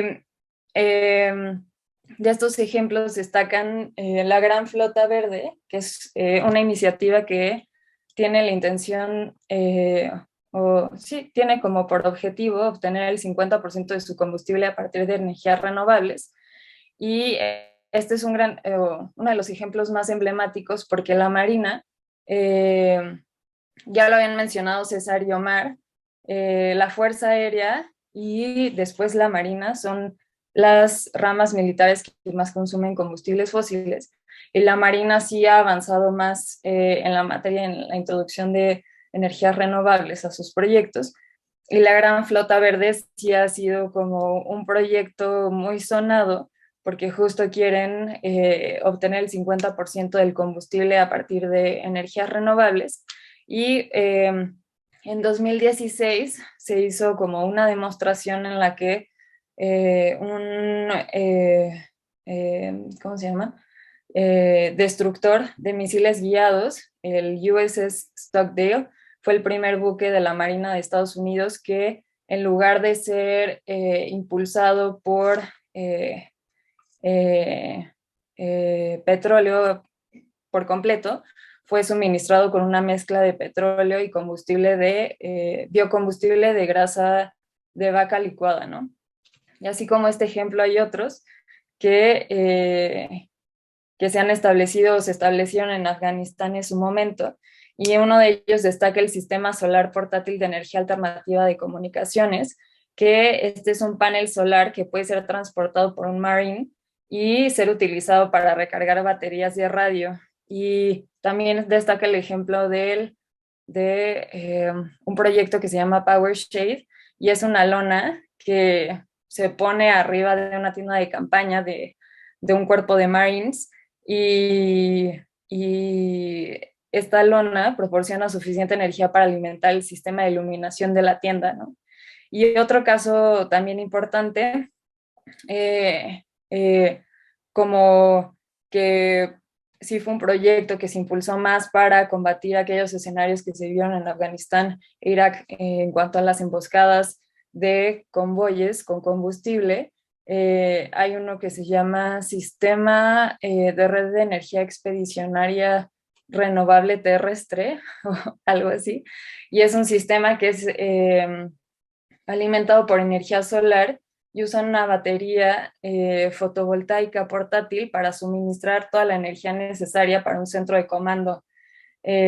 Y pues solo unos meses después de que se implementó este proyecto, los paneles solares habían reducido el consumo de combustibles,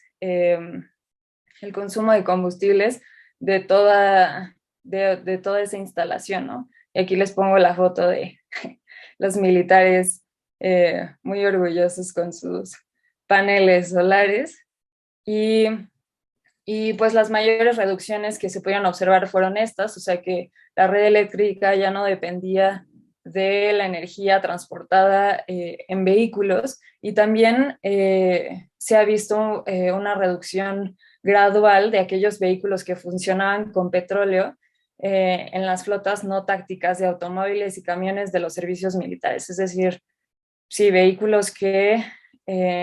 los vehículos que no consumen tantos combustibles como sí puede ser un bombardero, un avión o un tanque Abrams, por ejemplo.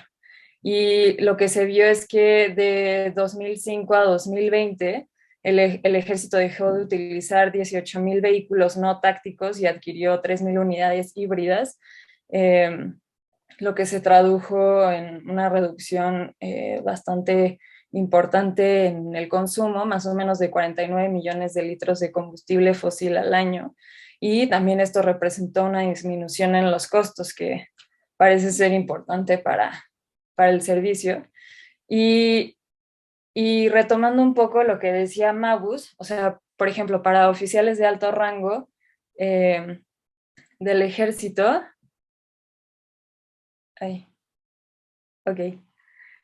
para oficiales de alto rango del ejército, como Mabus, la excesiva dependencia de los combustibles fósiles había hecho a la Marina bastante vulnerable a los incrementos imprevistos del petróleo, de los precios del petróleo,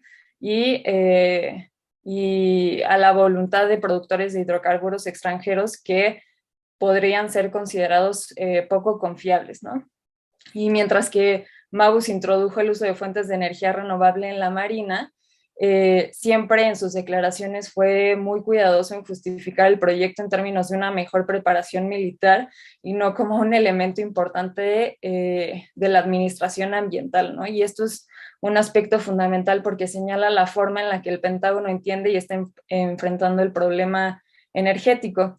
En realidad lo que vemos es que ninguno de estos esfuerzos estaba específicamente encaminado a combatir el cambio climático, sino que en realidad los planes están enmarcados en una perspectiva de resiliencia y adaptación a las nuevas condiciones climáticas y a las situaciones que se puedan enfrentar en el campo de batalla, como en el caso de Afganistán e Irak, y no en realidad de mitigación, es decir, la reducción de las emisiones de gases de efecto invernadero a partir de la reducción del consumo de combustibles fósiles en todas estas áreas involucradas en la guerra, ¿no?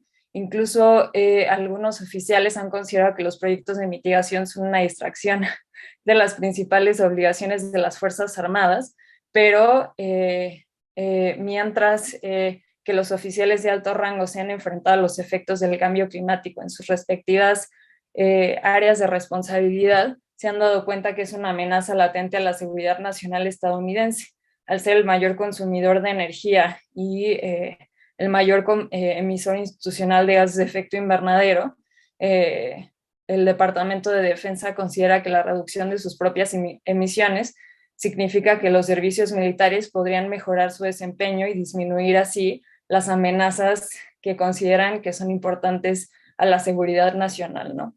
Y en este sentido, aunque los oficiales reconocen que o reconocen la importancia estratégica de reducir las emisiones, también han entendido que realizar cualquier transición energética sustancial necesita presentar estos proyectos como una contribución a la preparación militar y a la eficiencia en el campo de batalla, no a combatir el cambio climático, ¿no? Entonces, lo que vemos es que la mitigación rara vez, o casi nunca, se presenta por el Departamento de Defensa como un fin en sí mismo a realizar, ¿no? Y más bien se ha planteado como un elemento secundario que termina por ayudar a cumplir otros objetivos, como la reducción de la dependencia a los combustibles fósiles y la disminución de la vulnerabilidad a las perturbaciones de la red eléctrica, que tanto han sido ejemplos a los que se han enfrentado, ¿no? Entonces, en realidad, lo que vemos es que la preocupación principal del Pentágono no es el cambio climático, sino la seguridad energética. Para los militares, la seguridad energética, que ya lo mencionaba un poco César, se refiere al acceso seguro a los suministros de energía y la capacidad de proteger y entregar la suficiente energía para satisfacer las necesidades operacionales del ejército estadounidense en las diferentes lugares que se encuentran en el mundo, ¿no? Y desde esta visión, la eficiencia energética sirve como un multiplicador o que aumenta la fuerza militar del ejército, porque aumenta el alcance y la resistencia de las tropas sobre el terreno y reduce el número de personal de combate utilizado para proteger las líneas de suministro de energía ante ataques e interrupciones, ¿no? Y pues desde este punto de vista, la introducción de energías renovables no fue propuesta ni ha sido propuesta durante los últimos años para reducir la emisión de gases de efecto invernadero y así evitar los efectos a los que se está enfrentando el Pentágono en el mundo, sino que fue planteada para que las fuerzas estadounidenses mejoren su capacidad, sean menos vulnerables a ataques enemigos y no dependan de la provisión de combustible fósil de actores externos y que pueden ser considerados poco confiables, ¿no? Y pues si bien el ejército ha presentado proyectos en los que se utiliza energía renovable, su principal intención es estratégica y no medioambiental.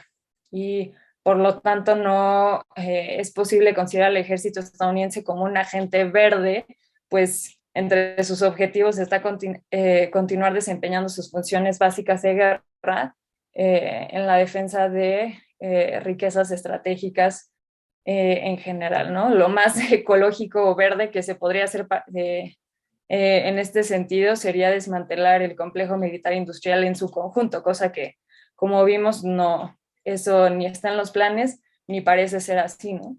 Entonces, a los límites que se presenta este tipo de proyecto es que los servicios individuales del Departamento de Defensa, es decir, la Fuerza Aérea, la Marina, etcétera, solamente se han centrado en modificar sus sistemas de energía y el de sus instalaciones, más que en aquellos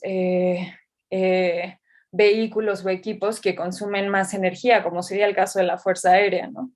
La eficiencia energética no implica una disminución real en el consumo de combustibles fósiles y a pesar de que sí se pueda reducir ese consumo a partir de una mayor eficiencia, esta energía ahorrada puede ser utilizada en otros procesos productivos y militares o ser invertida en otras áreas del sector militar, ¿no? Eso no excluye que esa energía se vaya a dejar allí, sino que puede ser utilizada para otras cosas. Y una transición energética, pues, no es posible si no se cambia la lógica del modo de producción capitalista y la lógica en la que funciona la economía de guerra permanente. Y las energías renovables, por su parte, están sujetas a cuestiones naturales, cuentan con una tasa de retorno energético menor y pues necesitan de una inversión bastante grande para nueva infraestructura para funcionar.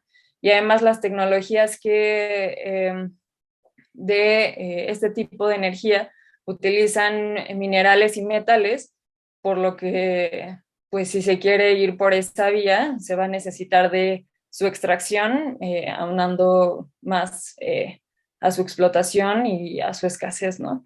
Y pues ya por último, inclusive si las renovables se llegan a incorporar por completo, pues una transición energética significaría trastocar la dinámica la élite del poder y de la economía de guerra en su conjunto, en un momento en el que, de acuerdo con documentos oficiales de las instancias de energía y de corporaciones petroleras, lo que están diciendo es que se va a continuar extrayendo combustibles fósiles, y por el otro lado, pues Estados Unidos va a continuar promoviendo el aseguramiento de activos estratégicos a través de medios militares, y va a seguir aumentando el presupuesto militar, que con Biden está por los cielos y que con cada año aumenta más y más, ¿no? Y ya, eso sería todo. Muchas gracias por tu ponencia. Creo que cerrar así una mesa como esta es de gran valor. Desde el principio, desde el inicio de esta mesa, los datos que se empezaron a dar fueron de suma relevancia, y finalizamos aquí, ¿no? Cuestionándonos sobre a quién se le está dando seguridad, para qué se le está dando seguridad, cómo vamos a transitar en un mundo, no solamente que estamos hasta el cuello de un colapso climático, ¿no? Sino también que estamos incentivando y que se está incentivando esta condición, no solamente con esta producción capitalista incontable y que no para, sino también asegurando, ¿no? Este sistema de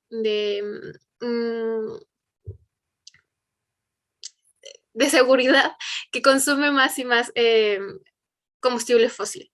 Y antes de pasar a las preguntas que nos tienen en los asistentes, las y los asistentes, me gustaría mencionar que con respecto a la primera ponencia que dio la maestra Andrea y las últimas comentarios sobre la guerra de Ucrania y demás, a las y los asistentes se les recuerda que tenemos una serie de análisis coyuntural en la que ellas participe y ahonda muchísimo más en estos temas. Sin embargo, también vamos a tocar ciertas preguntas que la tienen preparada para usted. Y con respecto a la ponencia de César, me gustó muchísimo con respecto a las demás, me gustó muchísimo que se tocara esta necesidad y urgencia de transición energética, ¿no? No solamente por cuestiones militares, por cuestiones de asegurar de cierta manera también esta vivencia militar que con tanta urgencia está pensando Estados Unidos, sino también porque es algo que se tiene que empezar a hablar, porque no hay seguridad energética que no implique la equidad y la justicia, ¿no? Se debe de cuestionar qué tan justos, equitativos e incluyentes son los patrones de acceso a la energía, no solamente en cuestiones y no solamente en los altos rangos o en los países desarrollados, sino muchísimo más en los países que están en vías de desarrollo, ¿no? Y poner y tomar en cuenta las poblaciones que están sufriendo las consecuencias del cambio climático, como bien se ha estado diciendo. Sin más por el momento, les voy a dar un bloque de 3 preguntas para que puedan ser contestadas y así abrir un diálogo entre las y los asistentes, ustedes y nosotros como parte del equipo. La primera pregunta es: en el contexto de la crisis del gas provocada por la guerra en Ucrania, algunos países europeos ya plantearon volver al carbón como una medida de emergencia. ¿Qué impacto podrá tener esa medida en los umbrales climáticos y la aceleración del cambio climático? ¿Qué tiempo podría mantenerse de este regreso al carbón antes de convertirse en un desastre ambiental? La segunda es, bueno, ahí van como 2. ¿Cuál es el papel del sistema económico dominante en la transición energética? ¿No son los intereses capitales un freno a esta transición y, por lo tanto, un freno para la paz? Por lo mientras les dejo estas, creo que 4 preguntillas y no sé quién quiera responder, o vamos por aparición de participación. Ustedes bien. ¿Por aparición de participación? Ok. Maestra Andrea tiene la palabra. Muchas gracias, Ariadne. Pues la pregunta creo queda respondida de sobra por los últimos informes del IPCC y especialmente la penúltima lámina que mostraba, donde decía que la capacidad instalada actual es suficiente para dejarnos lejos de donde tenemos que estar en términos de reducciones de emisiones en el tiempo que tenemos dentro de la modelación establecida por el IPCC para mantenernos en este límite de planeta vivible que representa el aumento de la temperatura promedio global de 1,5 grados centígrados para finales de este siglo. Es decir, no deberíamos estar pensando en esta respuesta de emergencia, en recurrir nuevamente a otras formas de combustibles fósiles, sino en acelerar la transición a energías renovables. Y ciertamente desde el 8 de marzo la Comisión Europea anunció un plan para alcanzar la independencia energética hacia 2030. Como decía, no pudieron recurrir a la medida drástica del embargo de importaciones de productos energéticos provenientes de Rusia directamente por esta dependencia de la que hablaba hace un momento, pero en esta estrategia va por dos vías. Por una parte, sí se está impulsando la inversión en energías renovables, en eficiencia energética, en electrificación de transporte y algunos retrofits de infraestructura, etcétera, pero una parte importante de ese plan de la Comisión Europea no es reemplazar el suministro de gas, sino cambiar de proveedores, diversificar la proveeduría de ese gas. Hay algunos casos más, digamos, que han sido más ambiciosos. Está, por supuesto, el caso de Alemania, donde, para empezar, se detuvo la construcción del gasoducto Nord Stream 2. Hay, digamos que este tipo de ejemplos de movidas más ambiciosas por parte de algunos países de la Unión Europea que están en condiciones para acelerar esta transición. Pero es lo que decía justo ahora Katia al final. El tema de las energías renovables es que, a diferencia de las energías fósiles, no necesariamente van a ser construidas las instalaciones en las zonas más cercanas a los centros de consumo, sino que se tienen que desarrollar en las zonas donde existe el potencial para la generación. Eso además significa que no nada más necesitas la infraestructura de generación propiamente, sino toda una infraestructura asociada de distribución y transmisión de esa energía que actualmente no existe, al menos no en la capacidad que se requiere para responder a la demanda de energía actual y que, como decía, es creciente por no nada más el crecimiento de la población, sino por la continuación de este modelo que ya lo explicaron muy bien mis compañeros y compañera del panel, que se basa en un modelo de extracción infinita en un planeta que es finito. Entonces, pues esperaríamos que en esta coyuntura tan crítica fuesen precisamente los países desarrollados, en este caso los países europeos, quienes lideraran con el ejemplo en aceleración de esta transición. Y luego, volviendo sobre el punto inicial del principio de responsabilidades comunes pero diferenciadas, donde hay una diferencia tan marcada en la geografía de las emisiones y la geografía de los impactos, para que fuese un punto de inflexión hacia la transformación radical que necesitamos que suceda, de nuevo considerando que tendríamos que llegar al pico de emisiones en 2025 y reducir a la mitad el total de las emisiones de la economía global para 2030, que está a la vuelta de la esquina. Entonces, bueno, ese sería el impacto. Ahí lo dejo para dejar a mis demás compañeros, compañera, hablar.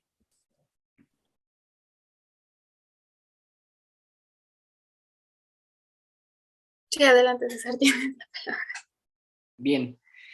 Creo que el tema de transición energética siempre sale cuando hablamos de cuestiones de combustibles fósiles y la situación que tiene su impacto en la degradación socioecológica, y permanentemente parece que entonces la alternativa siempre es buscar la situación de la transición energética, y sin duda alguna, y esto siempre hay que manejarlo desde ese aspecto, me parece importante definir que lo que voy a decir no es una oposición a la transición energética, sino el cuidado de entender esta bajo un régimen de acumulación perenne. Y eso tiene que ver con que, eso es algo que hemos mencionado Omar y yo en otras ocasiones y que hemos trabajado, pero las sociedades capitalistas o la sociedad capitalista no conoce transiciones energéticas. De hecho, la humanidad no conoce transiciones energéticas porque lo que hemos hecho es sumar fuentes de energía para incrementar la capacidad de producción y, por lo tanto, incrementar las posibilidades que se tiene de consumir más y más energía. Y en realidad es que la humanidad no gasta menos carbón que el que gastaba hace 150 años, no gasta menos gas que el que gastaba hace 100 años, no gasta menos madera de la que gastaba hace 150 años, porque en realidad lo ha incrementado sustancialmente en términos de una satisfacción de las necesidades, que en ese sentido hay que mencionar, no son solamente en un aspecto biológico y social, sino tienen que ver fundamentalmente bajo el régimen de acumulación actual. ¿Y por qué es importante definir y esgrimir esto? Porque en realidad las transiciones energéticas no tienen que cuestionar encontrar los sustitutos necesarios para esta situación. Un caso muy particular es de regularmente los estados cuando tienen un desabasto recurren a fuentes fáciles de acceso y que pueden quemarse y pueden tener un retorno energético mucho más redituable en términos de corto plazo, como el carbón o como el gas, porque en realidad es que no hay mecanismos, por ejemplo, para que eso pueda ser sustituido, incluso aunque tuviéramos la infraestructura necesaria de una energía producida por medios eólicos o por medios solares. La humanidad o esta sociedad capitalista gastó por lo menos 200 años en tener toda la infraestructura basada en combustibles fósiles y no tenemos el tiempo suficiente para volverlos a gastar en construir una sociedad de corte solar que solamente sea alimentada por esta fuente. Entonces me parece que siempre que cuestionamos las transiciones energéticas, si bien es cierto hay que apuntar y siempre hay que esgrimir un argumento hacia que es mejor utilizar energía solar o energía eólica o energía hidrotérmica o geotérmica para la producción y la satisfacción de estas necesidades, no se puede perder de vista que hay que cuestionar la energía para qué estamos demandando esta energía, porque no es el incremento poblacional, no son las sociedades demandantes las consumidoras de esta energía en términos netos, son aparatos bélicos industriales como el que mostramos en este momento, quienes están haciendo una degradación socioecológica y que demandan crecientemente combustibles fósiles, crecientemente petróleo, gas, carbón, crecientemente proyectos de infraestructura de energías renovables, porque necesitan más y más energía. No somos nosotros prendiendo el foco aunque estén 24 horas, que por supuesto no es la idea y que no lo hagan, pero tampoco es eso lo que está contribuyendo de manera sustancial en esos términos a esta degradación. Son estos aparatos bélicos industriales, son estos sistemas de producción, es esta acumulación perenne y por lo tanto el cuestionamiento tiene que venir en ese sentido como un horizonte de transformación y tiene que venir vinculado por supuesto hacia las necesidades y representaciones sociales que nosotros tenemos sobre cómo contribuimos al problema, pero que no desvirtúe la realidad y la responsabilidad de esas entidades, de esos actores que han contribuido sustancialmente a esos aspectos. Andrea seguramente no me dejará mentir, pero la situación propia del Acuerdo de París, o sea, las propias condiciones de un acuerdo bottom-up, en realidad van a alcanzar el pico máximo, pero cada vez que uno dice van a alcanzar ese pico máximo de emisiones, parece que pueden más y más contaminar, y entonces es bien peligroso siempre estar hablando de cuál es ese umbral, porque los umbrales cada vez se acercan más, las condiciones de esos límites planetarios cada vez están más en un predicamento y por lo tanto lo que tenemos que cuestionar es energía para qué estamos produciendo, energía para quién la estamos produciendo y la seguridad energética, como decía hace un momento Fernanda en una intervención, para qué y para quiénes estamos concibiendo esa seguridad, porque si no, en realidad nos dirigimos a una condición de colapso que ninguna transición va a lograr de alguna manera detener y que ninguna transición en términos bajo una formación capitalista puede ser redituable realmente.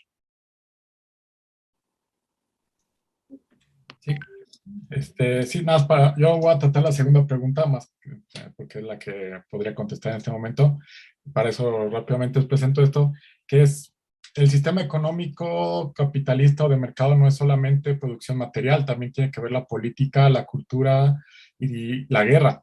Por eso, o sea, no es una cuestión, no están separadas, y menos en Estados Unidos. Entonces, en las conferencias de las partes, se ha impuesto que el derecho comercial y el derecho de guerra esté por encima del derecho a prevenir una catástrofe, ¿no? Entonces, en este caso, el protocolo de Kioto que nos explicaba Andrea, pues ponía un límite a las emisiones de Estados Unidos y eso imponía un límite a su quema de combustibles y eso imponía un límite a su capacidad de hacer guerra.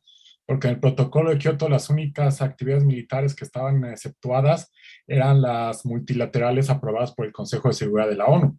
Y eso afecta a Estados Unidos. Entonces, en el 98, Clinton pasa una enmienda a la Defense Authority Bill diciendo que ninguna disposición del protocolo de Kioto va a restringir la adquisición, la formación, el funcionamiento o el mantenimiento de las Fuerzas Armadas de Estados Unidos. Es decir, el protocolo de Kioto no va a afectar a Estados Unidos en sus Fuerzas Armadas.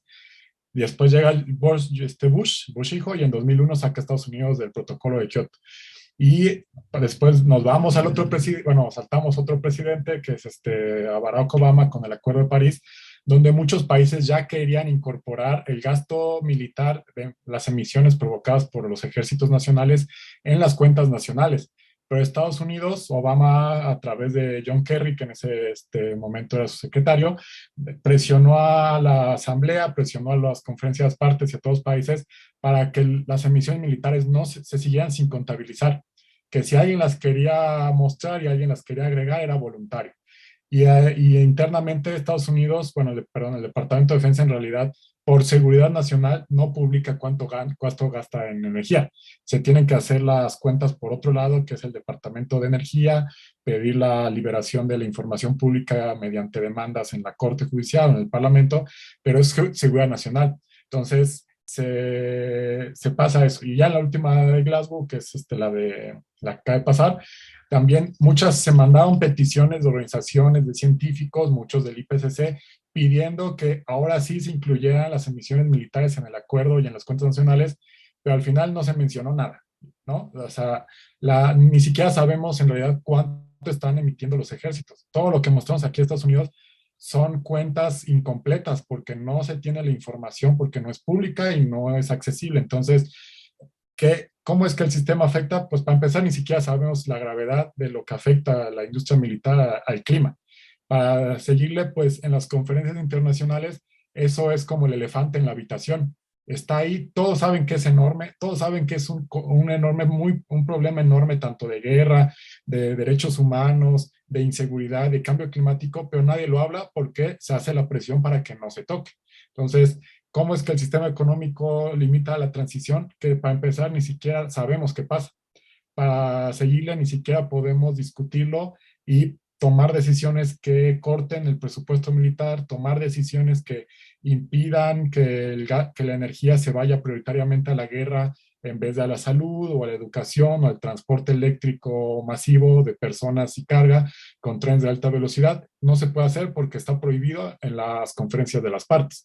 Entonces, esperar que las conferencias de las partes solucionen el problema, pues ya llevan 26 y cada vez está peor. Entonces, es importante no limitar el problema el sistema económico solamente a empresas y bienes de satisfacción personal, sino la cuestión de la política y la cuestión de la guerra, cómo están limitando la solución o evitar un colapso.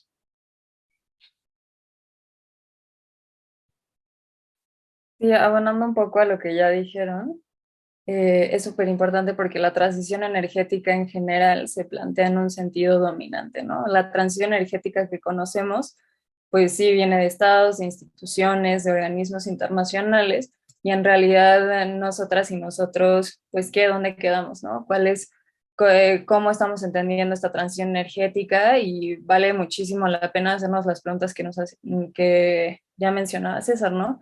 Cómo, por qué, qué se entiende por energía, quién la produce, etcétera, ¿no? Y es súper importante esto porque también con lo que expuse antes, muchísimos artículos o muchísimas notas de periódico mencionan que el Departamento de Defensa es súper innovador en la materia de transición energética y que está súper bien que los soldados tengan paneles solares y que ya tengan centros de investigación y desarrollo de energías renovables, pero en realidad no se está cuestionando qué hay detrás de eso, ¿no? Y lo que mencionaba Omar también es súper importante. El IPCC no cuenta con una categoría específica para medir el impacto medioambiental del sector militar en general, ya no sea de Estados Unidos, y en los acuerdos se exenta o no existe como una reglamentación clara para que sean pues sí, más claros en la presentación de información de qué está pasando detrás, ¿no?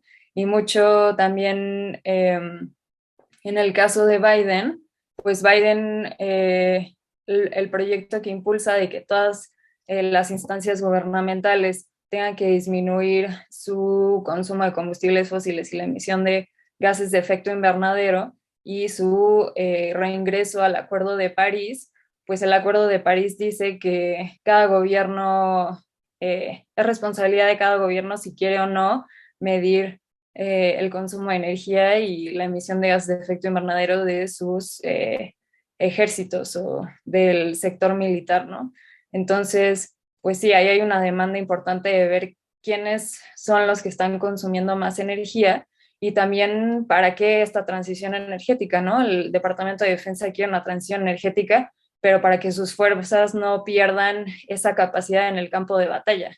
Y si también el impulso desde gobiernos de una transición energética nos está cuestionando qué sectores son los que están consumiendo más energía, minería, industria, etcétera, ¿no?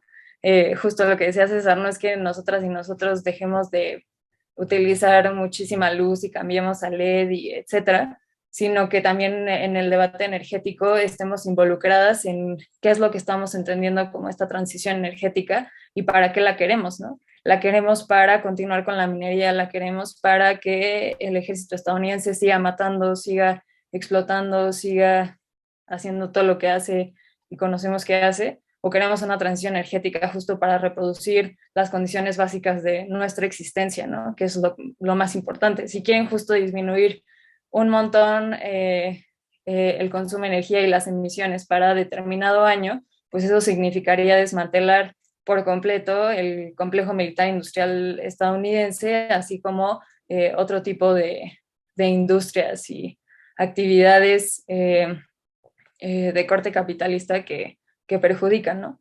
Entonces, pues sí, es súper importante ver este tema, no solo desde estas grandes instituciones, o sea, sí es importante ver cuál es el papel de la militarización en materia de seguridad energética, pero también es importante ver o escuchar aquellas voces que también están hablando de una transición energética desde un punto de vista y desde una lógica completamente distinta, ¿no?